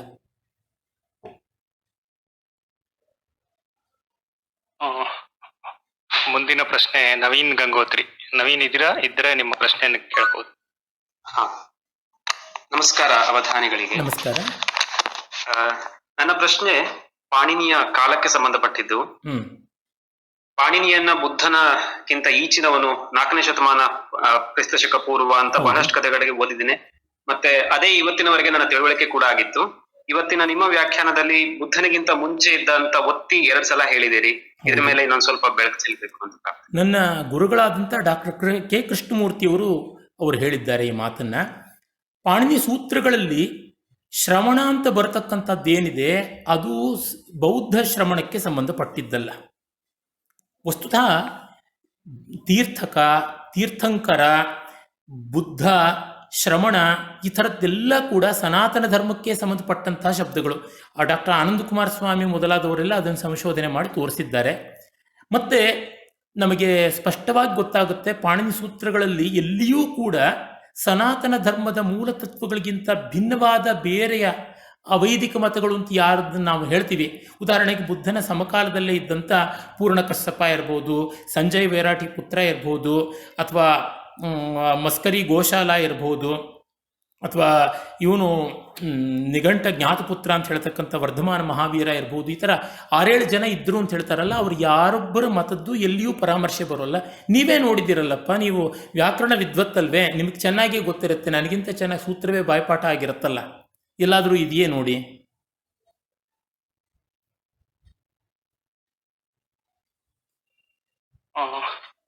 ಡಾಕ್ಟರ್ ರಾಘವೇಂದ್ರ ಅವರು ಪ್ರಶ್ನೆ ಕೇಳಬಹುದು. ಪ್ರಧಾನಿಗಳೇ ನಮಸ್ಕಾರ. ಕೆಲವು ದಿನಗಳ ಹಿಂದೆ ನಮ್ಮ ಪುಸ್ತಕ ಪರಿಚಯದಲ್ಲಿ ತಮ್ಮ ನೇರ ಸಂಪರ್ಕದಲ್ಲಿದ್ದೀವಿ. ನಿಮ್ಮ ಜ್ಞಾನ ಸುಧೆಯನ್ನ ಮಂತ್ರಮುಗ್ಧರಾಗಿ ಕಳೆದ 1 ಗಂಟೆಯಿಂದ ಸುಮಾರಾಗಿ ಕೇಳ್ತಾ ಇದ್ದೀವಿ. ನನ್ನ ಪ್ರಶ್ನೆ ಇರುವಂತಹದ್ದು, ಈಗ ಭಾರತಕ್ಕೆ ಪ್ರಪಂಚದಲ್ಲಿ ಭಾರತ ಒಂದೇ ದೇಶ 2 ಹೆಸರನ್ನ ಪಡೆದಿರುವಂತಹದ್ದು. ಇಂಡಿಯಾ, ದಟ್ ಈಸ್ ಭಾರತ್ ಅಂತ ಹೇಳ್ತಾರೆ. ಆದ್ರೆ ಇದರಲ್ಲಿ ಇಂಡಿಯಾ ಅನ್ನುವಂತ ಹೆಸರು ವ್ಯುತ್ಪತ್ತಿಯೇ ಸಿಂಧೂ ನದಿಯ ಮೂಲದಲ್ಲಿ ಬಂದಿರುವಂತಹದ್ದು. ನಾವೀಗ ತಿಳ್ಕೊಂಡಿರುವ ಹಾಗೆ ನಮ್ಮ ಸಂಸ್ಕೃತಿಗೆ ತಾಯಿ ನದಿಯಾಗಿದ್ದಂಥದ್ದು ಸಿಂಧು ಅಲ್ಲ, ಸರಸ್ವತಿ ಅನ್ನುವಂಥದ್ದನ್ನ ಇತ್ತೀಚೆಗೆ ಅನೇಕ ವೈಜ್ಞಾನಿಕ ಪ್ರತಿಪಾದನೆಗಳಿಂದ ತಿಳ್ಕೊಳ್ತೇವೆ. ಹಾಗಾಗಿ ಭಾರತಕ್ಕೆ, ನಮ್ಮ ದೇಶಕ್ಕೆ ನಿಜವಾದ ಹೆಸರಾಗಬೇಕಾಗಿದ್ದು ಭಾರತ. ಹೌದು. ಈ ಇಂಡಸ್ ಅನ್ನುವ ವ್ಯುತ್ಪತ್ತಿಯ ಮೂಲದ ಇಂಡಿಯಾ ಅಲ್ಲ. ಹಾಗಾಗಿ ಈ ಭಾವ ರಾಗ ತಾಳಗಳನ್ನ ಪ್ರಚೋದಿಸುವಂತ, ತನ್ಮೂಲಕ ಸಾಂಸ್ಕೃತಿಕ ಏಕೀಕರಣಕ್ಕೆ ಒಂದು ಮುನ್ನುಡಿ ಬರೆಯಬಲ್ಲಂತ ಈ ಭಾರತ ಅನ್ನುವ ಒಂದೇ ಹೆಸರು ನಮ್ಮ ದೇಶಕ್ಕೆ ಆಗಬೇಕು ಅನ್ನುವಂತ ಕೂಗು ಎಲ್ಲಾ ನಿಟ್ಟಿನಲ್ಲಿ, ಎಲ್ಲಾ ರೀತಿನಲ್ಲೂ ಕೇಳಿ ಬರ್ಲಿಕ್ಕೆ ಇದು ಸಕಾಲವಲ್ವೇ? ಈ ಭಾರತ ಅನ್ನುವ ಹೆಸರು ಅಲ್ಲ, ನೀವು ಸ್ಟೇಟ್ಮೆಂಟ್ ಮಾಡ್ತಾ ಇದ್ದೀರಾ, ನಾನು ಸಂಪೂರ್ಣ ಒಪ್ತೀನಿ. ಪ್ರಶ್ನೆ ಏನಾದ್ರು ಇದ್ರೆ ದಯವಿಟ್ಟು ಕೇಳಿ. ಆಮೇಲೆ ನವೀನ್ ಗಂಗೋತ್ರಿ ಅವರು ಹೇಳಿದ್ದಕ್ಕೆ ಇನ್ನೊಂದೆರಡು ಮಾತುಗಳನ್ನು ನಾನು ತಿಳಿಸಬೇಕು. ಏನಂದರೆ, ವರರುಚಿ ಕಾತ್ಯಾಯನ ನಮಗೆ ಕಥಾ ಸಿರ್ಸಾಗರ ಇತ್ಯಾದಿಗಳಿಂದ ಗೊತ್ತಾಗುವಂತೆ ಧನನಂದನಿಗೆ ಮಂತ್ರಿಯಾಗಿದ್ದಂಥ ವ್ಯಕ್ತಿ ಅಂತ ಗೊತ್ತಾಗುತ್ತದೆ. ಅಂದರೆ ಚಾಣಕ್ಯನ ಸಮಕಾಲೀನ ಅಂತ ತಿಳಿಯುತ್ತದೆ. 4ನೇ ಶತಮಾನ ಸಾಮಾನ್ಯ ಶಕ ಪೂರ್ವ ಅಂತ. ಆಮೇಲೆ ನಮಗೆ ಪತಂಜಲಿ ಮಹರ್ಷಿಗಳು ಮುಂದೆ ಬರತಕ್ಕಂಥ ಕ್ರಿಸ್ತ ಪೂರ್ವ ಅಥವಾ ಸಾಮಾನ್ಯ ಶಕ ಪೂರ್ವ 2ನೇ ಶತಮಾನದಲ್ಲಿ ನಮಗೆ ಕಾಣಿಸಿಕೊಳ್ತಕ್ಕಂಥ ಪ್ರಸಿದ್ಧನಾದ ಶುಂಗ ಮಹಾರಾಜ ಸೇನಾಪತಿ ಪುಷ್ಯಮಿತ್ರ, ಆತನ ಕಾಲದವನು ಅಂತ ಗೊತ್ತಾಗುತ್ತದೆ. ಪಾಣಿನಿಯಿಂದ ಸಾಕಷ್ಟು ಕಾಲ ಭಾಷೆಗಳು ಮಾರ್ಪಡಬೇಕು, ಭಾಷೆ ಮಾರ್ಪಟ್ಟು ಅದಕ್ಕೆ ತಿದ್ದುಪಡಿಗಳೆಲ್ಲ ಆಗಬೇಕು. ವಾರ್ತಿಕಕಾರ ಕಾತ್ಯಾಯನ ವರರುಚಿ ಬರಬೇಕು. ಅದಾದಮೇಲೆ ಸಾಕಷ್ಟು ಕಾಲ ಆದಮೇಲೆ ಪತಂಜಲಿ ಬರಬೇಕು ಅಂತಂದರೆ 4ನೇ ಶತಮಾನದಲ್ಲೇ ಪಾಣಿನಿ ಏನಾದರೂ ಬಂದಿದ್ರೆ ಅದೇ ಕಾಲದಲ್ಲಿದ್ದಂಥ ವರರುಚಿ ಕಾತ್ಯಾಯನ ಏನು ಹೆಚ್ಚು ತಿದ್ದುಪಡಿ ಮಾಡೋಕ್ಕಾಗ್ತಾ ಇತ್ತು. ಹೀಗಾಗಿ ನಮಗೆ ವಿದ್ವಾಂಸರೆಲ್ಲ ಈಗ ಹೇಳ್ತಾರೆ, ಒಂದೊಂದು ಸಿದ್ಧಾಂತ ಪರಿಷ್ಕಾರಗೊಳ್ಳಬೇಕು ಅಂದರೆ ಹಲವು 100 ವರ್ಷಗಳ ಅಂತರ ಬೇಕಾಗುತ್ತದೆ ಅಂತ. ಹಾಗಾಗಿ 6-7ನೇ ಶತಮಾನದ ಹೊತ್ತಿಗೆ ಭಗವಾನ್ ಪಾಣಿನಿ ಇದ್ದರೆ, ಆಮೇಲೆ ವಾರ್ತಿಕಕಾರ ಬರೆದಂಥದ್ದು ಕಾತ್ಯಾಯನ 4-5ನೇ ಶತಮಾನದ ಆಸ್ಪಾಸ್ನಲ್ಲಿ. ಅದಾದ ಮೇಲಿಂದ 2ನೇ ಶತಮಾನದ ಆಸ್ಪಾಸ್ನಲ್ಲಿ, 2-3ನೇ ಶತಮಾನದ ಆಸ್ಪಾಸ್ನಲ್ಲಿ ಬಂದದ್ದು ಭಾಷ್ಯಕಾರರು ಭಗವಾನ್ ಪತಂಜಲಿಗಳು ಅಂತ ಗೊತ್ತಾಗುತ್ತದೆ. ಈ ಎಲ್ಲ ರೀತಿಯಿಂದ ನೋಡಿದಾಗಲೂ ನಮಗೆ ಪ್ರಕಾರಾಂತರವಾಗಿ ತಿಳಿಯುತ್ತದೆ. ಮುಂದಿನ ಪ್ರಶ್ನೆ ಡಾಕ್ಟರ್ ಉದಯ್ ಧರ್ಮಸ್ಥಳ ಅವರಿದ್ದಾರೆ. ಸರ್, ನಿಮ್ಮ ಪ್ರಶ್ನೆಯನ್ನ ಕೇಳಿ. ಶತಾವಧಾನಿ ಗಣೇಶ್ ಗುರುಗಳ ಪಾದಸ್ಪರ್ಶ ಮಾಡಿ. ನಾರಾಯಣ ನಮಸ್ಕಾರ. ದಯವಿಟ್ಟು ಫಾರ್ಮ್ಯಾಲಿಟೀಸ್ ಬೇಡ, ನೇರ ಪ್ರಶ್ನೆ ಕೇಳಿತ್ತೆ ಕೃಪೆ ಇಟ್ಟು. ನೇರ ಪ್ರಶ್ನೆ. ಈಗ ನಮಗೆ ಒಂದು ಜಿಜ್ಞಾಸೆ ಎದ್ದಿದೆ. ಈ ಪುರಂದರದಾಸರ ಆರತಿ ಪದ್ಯದಲ್ಲಿ ದಶಾವತಾರಗಳ ವರ್ಣನೆಯಲ್ಲಿ ಬರುವ ಬೆತ್ತಲೆ ನಿಂತಿಹ ಬೌದ್ಧ ಯಾರವನು, ಯಾವ ಕಾಲಘಟ್ಟದಲ್ಲಿದ್ದವನು? ಇದು ಈ ಹೊತ್ತಿನ ಭಾಷಣಕ್ಕೆ ಸಂಬಂಧಪಟ್ಟಿಲ್ಲ. ಅದೇ ಸರಳವಾಗಿ ಹೇಳ್ತೀನಿ, ಇನ್ನೊಮ್ಮೆ ಇದಕ್ಕೆ ಉತ್ತರ ಕೊಡ್ಬೋದು, ಏನು ಕಷ್ಟ ಇಲ್ಲ. ನಾನು ಉತ್ತರ ಹೇಳೋದಕ್ಕೆ ಅಂಜಿಕೊಂಡೇನೂ ಮಾಡ್ತಾ ಇಲ್ಲ. ಸಮಯಾಭಾವದಿಂದ ಈ ವಿಷಯಕ್ಕೆ ಸಂಬಂಧಪಟ್ಟಂಥ ಪ್ರಶ್ನೆಯನ್ನು ಮಾತ್ರ ಇಲ್ಲಿ ಎಂಟರ್ಟೈನ್ ಮಾಡೋದು ಅಂತ ಆಯೋಜಕರು ಹೇಳಿದ್ದಾರೆ. ಹಾಗೆ ಮಾಡೋಣ. ನಾನು ಹಾಗಾದ್ರೆ ಇನ್ನೊಂದು ಪ್ರಶ್ನೆ ಕೇಳ್ತಾನೆ. ಉಪನಿಷತ್ತುಗಳೆಷ್ಟು, ಉಳಿದವೆಷ್ಟು, ಏನ್ ಹೇಳ್ತಾರೆ? ಇದು ಮತ್ತೆ ಈ ಹೊತ್ತಿಗೆ ಸಂಬಂಧಪಟ್ಟಿಲ್ಲ. ಧನ್ಯವಾದ. ಪ್ರಶ್ನೆ ಕೇಳುವವರಲ್ಲಿ ಒಂದು ವಿನಂತಿ. ನಾವೀಗಾಗಲೇ ಕಾರ್ಯಕ್ರಮವನ್ನ ಗಣೇಶ ಸ್ತುತಿಯೊಂದಿಗೆ ಆರಂಭಿಸಿದೀವಿ. ದಯವಿಟ್ಟು ಮತ್ತೆ ಗಣೇಶ ಅವರದ್ದು ಸ್ತುತಿ ಬೇಡ ಅಂತ ಅವ್ರು ಹೇಳ್ತಾ ಇದ್ದಾರೆ. ಹಾಗಾಗಿ ನಿಮ್ಮ ಪ್ರಶ್ನೆಗಳನ್ನ ನೇರವಾಗಿ ಕೇಳಿ. ಶ್ರೀನಿಧಿ, ನಿಮ್ಮ ಪ್ರಶ್ನೆಯನ್ನ ಕೇಳ್ಬೋದು. ನಮ್ಮ ಭಾರತದ ವೇದಗಳು, ಉಪನಿಷತ್ತುಗಳು ಮತ್ತು ಒಟ್ಟಾರೆ ಭಾರತದ ಪರಿಕಲ್ಪನೆ ಬಗ್ಗೆ ಈಗ ನಾವು ಮಾತಾಡ್ತಿರೋ ಹೊತ್ತಲ್ಲಿ ಇಂದಿನ ಎಡಪಂಥದ ಚಿಂತಕರು ಬುದ್ಧನ ತನಕ ಹೋಗಿ ನಿಲ್ಲುತ್ತಾರೆ. ಅಂದ್ರೆ ಮತ್ತೆ ಬುದ್ಧನ ಬಗ್ಗೆನೇ ಕೇಳ್ತಿದ್ದೀನಿ ನಾನು. ಯಾಕೆ ಅದರಿಂದ ಹಿಂದೆ ಹೋಗಲ್ಲ, ಅಥವಾ ಬುದ್ಧನನ್ನೇ ಯಾಕೆ ಜಾಸ್ತಿ ರೊಮ್ಯಾಂಟಿಸೈಸ್ ಮಾಡ್ತಾರೆ ಅನ್ನೋದು ನನ್ನ ವಸ್ತುತಃ ಭಗವಾನ್ ಬುದ್ಧ ತುಂಬಾ ದೊಡ್ಡ ದಾರ್ಶನಿಕ. ಭಗವಾನ್ ಬುದ್ಧನ ವ್ಯಕ್ತಿತ್ವ, ಚಾರಿತ್ರ, ಉಪದೇಶ ತುಂಬ ತುಂಬ ದೊಡ್ಡದು. ಆತ ಮತ್ತೆ ಮತ್ತೆ ಹೇಳ್ತಾನೆ, ಭ್ರಮಜಾಲ ಸುತ್ತದಿಂದ ಮೊದಲುಗೊಂಡು ಮೇತ್ತ ಸುತ್ತ, ಮತ್ತೆ ಸುತ್ತ ನಿಪಾತ, ಧಮ್ಮಪದ ಇತ್ಯಾದಿ ಆತನ ಮಾತುಗಳಲ್ಲಿಯೇ ನೋಡಿದ್ರೂ ಗೊತ್ತಾಗುತ್ತದೆ. ತಾನು ಪ್ರಾಚೀನರಾದ ಮಹರ್ಷಿಗಳ ಅಭಿಪ್ರಾಯವನ್ನೇ ಹೇಳ್ತಾ ಇದ್ದೀನಿ ಅಂತ ತಿಳಿಸ್ತಾನೆ. ನಾನು ಅದರ ಬಗ್ಗೆ ಬೇಕಾದಷ್ಟು ಬರವಣಿಗೆ ಮಾಡಿದ್ದೀನಿ, ಭಾಷಣಗಳನ್ನು ಮಾಡಿದ್ದೀನಿ. ಏನಂದರೆ, ಒಂದು ಕಡೆ ನೋಡಿ, ನಮ್ಮ ವಚನಕಾರರನ್ನು ಹೀಗೆ ಹೈಜಾಕ್ ಮಾಡಿದ್ದಾರೆ. ಬಸವಣ್ಣನವರನ್ನು, ಅಲ್ಲಮ ಪ್ರಭುಗಳನ್ನು ಎಲ್ಲ ಹೈಜಾಕ್ ಮಾಡಿದ್ದಾರೆ. ಮತ್ತು ಬುದ್ಧ ಭಗವಂತನನ್ನು ಹೈಜಾಕ್ ಮಾಡಿದ್ದಾರೆ. ಟೆಂಪರ್ಮೆಂಟಲ್ ಡಿಫ್ರೆನ್ಸಸ್ ಏನಿರುತ್ತೆ ಅವನ್ನೆಲ್ಲವನ್ನೂ ಇವರು ಅಬ್ಸಲ್ಯೂಟ್ ಡಿಫ್ರೆನ್ಸಸ್ ಅಂತ. ಈಗೇನಾಗುತ್ತೆ ನೋಡಿ, ಒಂದೇ ಸನಾತನ ಧರ್ಮ ಚೌಕಟ್ಟಿಗೆ ಬರತಕ್ಕಂಥ ಶಂಕರ ಮಧ್ವರಿಗೆ ಎಷ್ಟು ವ್ಯತ್ಯಾಸಗಳಿವೆ, ಅದಕ್ಕಿಂತ ಕಡಿಮೆ ವ್ಯತ್ಯಾಸ ಸನಾತನ ಧರ್ಮಕ್ಕೂ ಬುದ್ಧ ಭಗವಂತನಿಗೂ, ಸನಾತನ ಧರ್ಮಕ್ಕೂ ವರ್ಧಮಾನ ಮಹಾವೀರರಿಗೂ ಇದೆ. ಆದರೆ ಅವ್ರ ದುರುದ್ದೇಶ ಇದೆಯಲ್ಲ, ಆ ಅಜೆಂಡಾ ಕಾರಣ ಹಾಗೆ ಮಾಡ್ತಾರೆ. ನಾವು ಅದಕ್ಕೇನು ಸೊಪ್ಪಾಕಬೇಕಾಗಿಲ್ಲ, ಜಿತವಾಗಿ ಕೂತು ಓದಬೇಕು, ಬೆನ್ನು ಬಗ್ಗಿಸಿ ವರ್ಷಗಳ ಗಟ್ಟಲೆ ಓದಬೇಕು. ನಾನು ಕಠೋರವಾಗಿ ಹೇಳ್ತೀನಿ, ವಾಟ್ಸಪ್ಗಳ ಮೆಸೇಜ್ಗಳು ನೋಡ್ಕೊಳ್ಳೋದು, ಟ್ವಿಟ್ಟರ್ಗಳ ಜಗಳ ಆಡೋದ್ರಿಂದ ಅಂಥ ದೊಡ್ಡ ಪ್ರಯೋಜನ ಇಲ್ಲ. ದಿವಸಕ್ಕೆ ಒಂದು 100 ಪೇಜ್ ಅಷ್ಟಾದರೂ ಬೆನ್ನು ಬಗ್ಗಿಸಿ ಓದಿದ್ರೆ ಆಗುತ್ತೆ. ಅದು ಮಾಡಬೇಕು, ಮುಖ್ಯ. ಅದು ಸರಿಯಾಗಿರೋದನ್ನು ಓದಬೇಕು. ಹಾಗೆ ಮಾಡಿದ್ರೆ ನಮಗೆ ಗೊತ್ತಾಗುತ್ತದೆ. ನಾನು ಬುದ್ಧನ ಮೂಲ ಉಪದೇಶಗಳಂತ ಅನ್ನೋದನ್ನು ಪಾಲಿಯಲ್ಲೂ ಓದಿದ್ದೀನಿ, ಲಂಕಾವತಾರ ಸೂತ್ರ, ಸದ್ಧರ್ಮ ಪುಂಡರೀಕ ಇತ್ಯಾದಿ ಸಂಸ್ಕೃತದಲ್ಲೂ ಓದಿದ್ದೀನಿ. ಆತ ನಿಜಕ್ಕೂ ಸನಾತನ ಧರ್ಮಿ ಅಂತ ಅನ್ನೋದು ಸ್ಪಷ್ಟವಾಗಿ ಗೊತ್ತಾಗುತ್ತದೆ. ಮತ್ತು ಇವರೆಲ್ಲ ಅಧ್ಯಾತ್ಮವಾದಿಗಳು. ಬುದ್ಧ ಅನಾತ್ಮವಾದಿ ಅನ್ನೋದು ದೊಡ್ಡ ತಪ್ಪು. ಆನಂದ ಕುಮಾರ್ ಸ್ವಾಮಿಯವರು ನೋಡಿದ್ರೆ ಗೊತ್ತಾಗುತ್ತೆ. ಅವರು ಹಿಂದೂಯಿಸಮ್ ಅಂಡ್ ಬುದ್ಧಿಸಮ್ ಅಂತ ಒಂದು ಅದ್ಭುತವಾದ ಪುಸ್ತಕ ಬರೆದಿದ್ದಾರೆ. ಅವರೆಲ್ಲ ಮೂಲ ಗ್ರಂಥಗಳನ್ನು ನೋಡ್ತಾ ಇದ್ದವರು. ಅವ್ರು ಹೇಳ್ತಾರೆ, ನೀವು ಆಳಕ್ಕೆ ಹೋಗ್ತಾ ಇದ್ದಂತೆ ಇವೆಲ್ಲ ವ್ಯತ್ಯಾಸ ಇಲ್ಲ ಗೊತ್ತಾಗುತ್ತೆ ಅಂತ. ಒಬ್ಬರೇ ಇಬ್ಬರೇ ಬೇಕಾದ ಜನ ಹೇಳಿದ್ದಾರೆ. ಬೌದ್ಧ ಮತ ಗ್ರಂಥಗಳನ್ನೆಲ್ಲ ಮೊದಲು ಅಚ್ಚು ಮಾಡಿಸಿದವರು, ಡಿಕ್ಷನರಿಗಳನ್ನೆಲ್ಲ ತಂದವರು mister and missus Rhys Davids. Missus Rhys Davids ಬರವಣಿಗೆ ನೋಡಿದ್ರೆ ನಿಮಗೆ ಗೊತ್ತಾಗುತ್ತೆ. ಹೀಗಾಗಿ ಅಧ್ಯಯನ ಮಾಡಬೇಕು, ಪ್ರಾಚೀನವಾದ ಮೂಲ ಗ್ರಂಥಗಳನ್ನು ನೋಡಬೇಕು ಅಷ್ಟೇ. ಪುಡಿ ಪುಡಿಯಾಗಿ ಓದಿದ್ರೆ ಏನು ಪ್ರಯೋಜನ ಇಲ್ಲಪ್ಪ. ನಾನು ಹೇಳೋದನ್ನು ಅನ್ಯಥಾ ಭಾವಿಸಬೇಡಿ. ಮುಂದಿನ ಪ್ರಶ್ನೆ ರಾಧಾಕೃಷ್ಣ ಅವರದು. ರಾಧಾಕೃಷ್ಣ ಅವರೇ, ಚಿಕ್ಕದಾಗಿ ಪ್ರಶ್ನೆ ಪ್ರಧಾನಿಗಳಿಗೆ ನಮಸ್ಕಾರ. ಈ ಹಿಂದೂಸ್ತಾನ ಅನ್ನೋ ಪರಿಕಲ್ಪನೆಯನ್ನ ಇತ್ತೀಚೆಗೆ ಮುಸಲ್ಮಾನ್ ಸುಲ್ತಾನ್ರು ಬಂದ ಮೇಲೆ ಭಾರತದಲ್ಲಿ ಆರಂಭ ಆಯಿತು. ಭಾರತ ಅನ್ನೋದು ಇರ್ಲೇ ಇಲ್ಲ ಅನ್ನುವಂತ ಒಂದು ದೊಡ್ಡ ಇದನ್ನ ಹೇಳಿದ್ರು. ಹಿಂದೂಸ್ತಾನ ಅನ್ನೋ ಪರಿಕಲ್ಪನೆ ನಮ್ಮ ಸಿಂಧು ಮೂಲದಿಂದ ಬಂದಿದ್ದ ಅಥವಾ ಮುಸಲ್ಮಾನ ದೊರೆಗಳ ಕೊಡುಗೆನಾ? ಮೊದಲೇ ನಾವು ನೋಡಿದ್ದೀವಲ್ಲ, ಹಿಂದೂ ಶಬ್ದ ಬಂದದ್ದು ಸಿಂಧು ಶಬ್ದದಿಂದ ಅಂತ. ಸಿಂಧು ಶಬ್ದ ಗ್ರೀಕರಲ್ಲಿ ಪರ್ಷಿಯನ್ರು ಮೊದಲು ಅವರಿಗೆ ಸಕಾರ ಹಕಾರವಾಗುತ್ತದೆ ಅಂತ ಜೆಂಡ ಅವೆಸ್ತಾ ನೋಡಿದವ್ರಿಗೆ ಗೊತ್ತಾಗುತ್ತೆ. ಆ ಅವೆಸ್ತಾ ಗ್ರಂಥ ಅದು ಅಲ್ಲಿಯ ವೇದವೇ ಹೌದು. ಅಲ್ಲಿ ನಮ್ಗೆ ಗೊತ್ತಾಗುತ್ತೆ, ಸೋಮ ಅನ್ನೋದನ್ನು ಹೋಮ ಅಂತಾರೆ ಅಂತ ಹೇಳ್ಬಿಟ್ಟು ಗೊತ್ತಾಗುತ್ತೆ. ಅಸುರ ಅನ್ನೋದನ್ನು ಅಹುರ ಅಂತ ಹೇಳಿದ್ದಕ್ಕಂಥದ್ದು. ಹೀಗಾಗಿ ಸಕಾರ ಹಕಾರವಾಯಿತು. ಮತ್ತು ಗ್ರೀಕ್ ಭಾಷೆ, ಅದನ್ನು ನಾನು ಬಲ್ಲವನಾಗಿದ್ದೀನಲ್ಲ, ಅಲ್ಲಿ ಈಟ ಅಂತ ಒಂದು ಅಕ್ಷರ ಇದೆ, ಈಟಾ ಅಂತ ಕರೀತಾರೆ. ಅದು ಇಕಾರಕ್ಕೆ ಬಳಸ್ತಾರೆ, ಹಕಾರಕ್ಕೂ ಬಳಸ್ತಾರೆ. ಎರಡಕ್ಕೂ ಒಂದೇ ಅಕ್ಷರ ಇರತಕ್ಕಂಥದ್ದು. Alpha, beta, gamma, epsilon, eta, theta, iota, kappa, ಹಿಂಗೆ ಮುಂದಕ್ಕೆ ಹೋಗುತ್ತೆ. 24 ಅಕ್ಷರ ಇದೆ ಗ್ರೀಕಲ್ಲಿ ಆಲ್ಫಾಬೆಟ್ಸ್ ಅಂತಂದರೆ. ಆಲ್ಫಾಬೆಟ್ ಅಂತ ಬಂದಿದೆ, ಆಲ್ಫಾ, ಬೀಟಾ, ಗಾಮಾ ಅಲ್ಲಿಂದ, ಆಲಿಫ್, ಬೇಥೆ ಎಲ್ಲ ಅಲ್ಲಿಂದಾನೇ ಬಂದಿದ್ದು.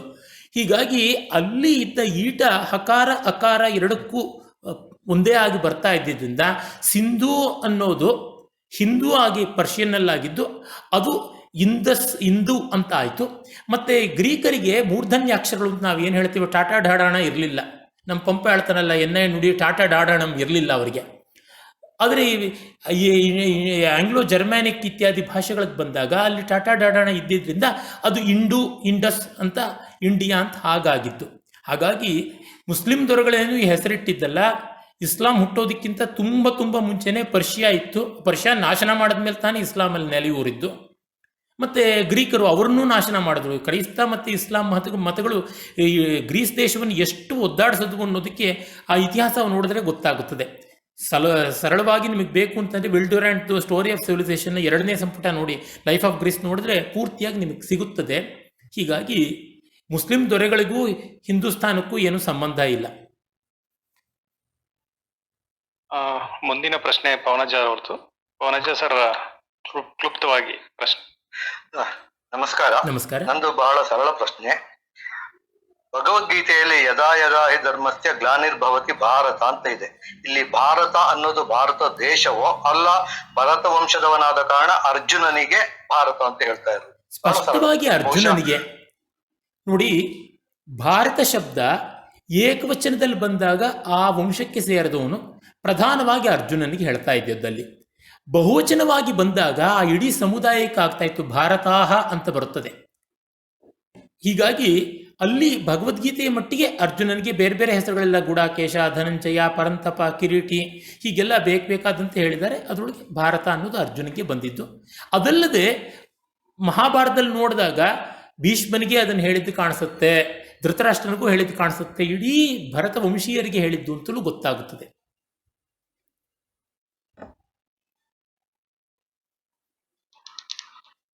ಅಜಿತ್, ನಿಮ್ಮ ಪ್ರಶ್ನೆ. ನಮಸ್ಕಾರ ಅವಧಾನಿಗಳೇ. ನಮಸ್ಕಾರ. ನನ್ನ ಪ್ರಶ್ನೆ ಬಹಳ ಸಂಕ್ಷಿಪ್ತ. ಭಾರತ ಯಾವತ್ತೂ ರಾಜಕೀಯವಾಗಿ ಒಂದು ಸೂತ್ರದಲ್ಲಿ ಭಾವಿಸ್ಲಿಲ್ಲ, ಆದ್ರೆ ಸಾಂಸ್ಕೃತಿಕವಾಗಿ ಒಂದು ಸೂತ್ರದಲ್ಲಿತ್ತು. ಈ ವಿರೋಧಾಭಾಸ ಇವತ್ತಿಗೂ ನಾವು ಕಾಣ್ತಾ ಇದ್ದೇವೆ. ಇದು ಯಾಕೆ ನಮ್ಮ ದೇಶದಲ್ಲಿ ಹೀಗೆ? ಹಾಗಂತಲ್ಲ, ಒಂದು ಏನ್ ನೋಡಿ, ತುಂಬಾ ದೊಡ್ಡ ಸೀಮೆ ಅಲ್ವಾ, ಈಗಿರುವಷ್ಟು ಸಂವಹನ ಎಲ್ಲ ಸಾಧ್ಯವಾ? ಇಷ್ಟು ದೊಡ್ಡ ಭೂಮಿಯನ್ನ ಜಗತ್ತಿನಲ್ಲಿ ಇನ್ನೆಲ್ಲಿಯಾದರೂ ಏಕರೂಪದಲ್ಲಿ ಇದ್ದದ್ದನ್ನು ನಾವು ನೋಡ್ತೀವ? ಒಂದು ಮಟ್ಟಕ್ಕೆ ರೋಮನ್ ಸಾಮ್ರಾಜ್ಯ ಇತ್ತು ಅಂತಾರೆ. ಅದು ಎಷ್ಟು ಕಾಲ ಇತ್ತು? ಅದು ಒಂದು 200-300 ವರ್ಷ ಕೂಡ ಇರಲಿಲ್ಲ, ಚಿನ್ನ ಭಿನ್ನವಾಗ್ಬಿಡ್ತು. ನಿಮಗೆ ಗೊತ್ತಿದೆ ಅದು ಕಾನ್ಸ್ಟಂಟೈನ್ ಬರೋ ಅಷ್ಟೊತ್ತಿಗೆ ಏನಾಯಿತು ಅಂತ. ರೋಮನ್ ಸಾಮ್ರಾಜ್ಯ ವಿಸ್ತಾರ ಆಗೋಕ್ಕೆ ಆರಂಭವಾಗಿದ್ದೆ ಜೂಲಿಯಸ್ ಸೀಸರ್ನ ಕಾಲದಲ್ಲಿ. ಅದು ಸಾಮಾನ್ಯ ಶಕ ಪೂರ್ವ 44 ಆಸ್ಪಾಸ್ನಲ್ಲಿ, ಅಷ್ಟೊತ್ತಿಗೆ 44-60 ಹೀಗೆ.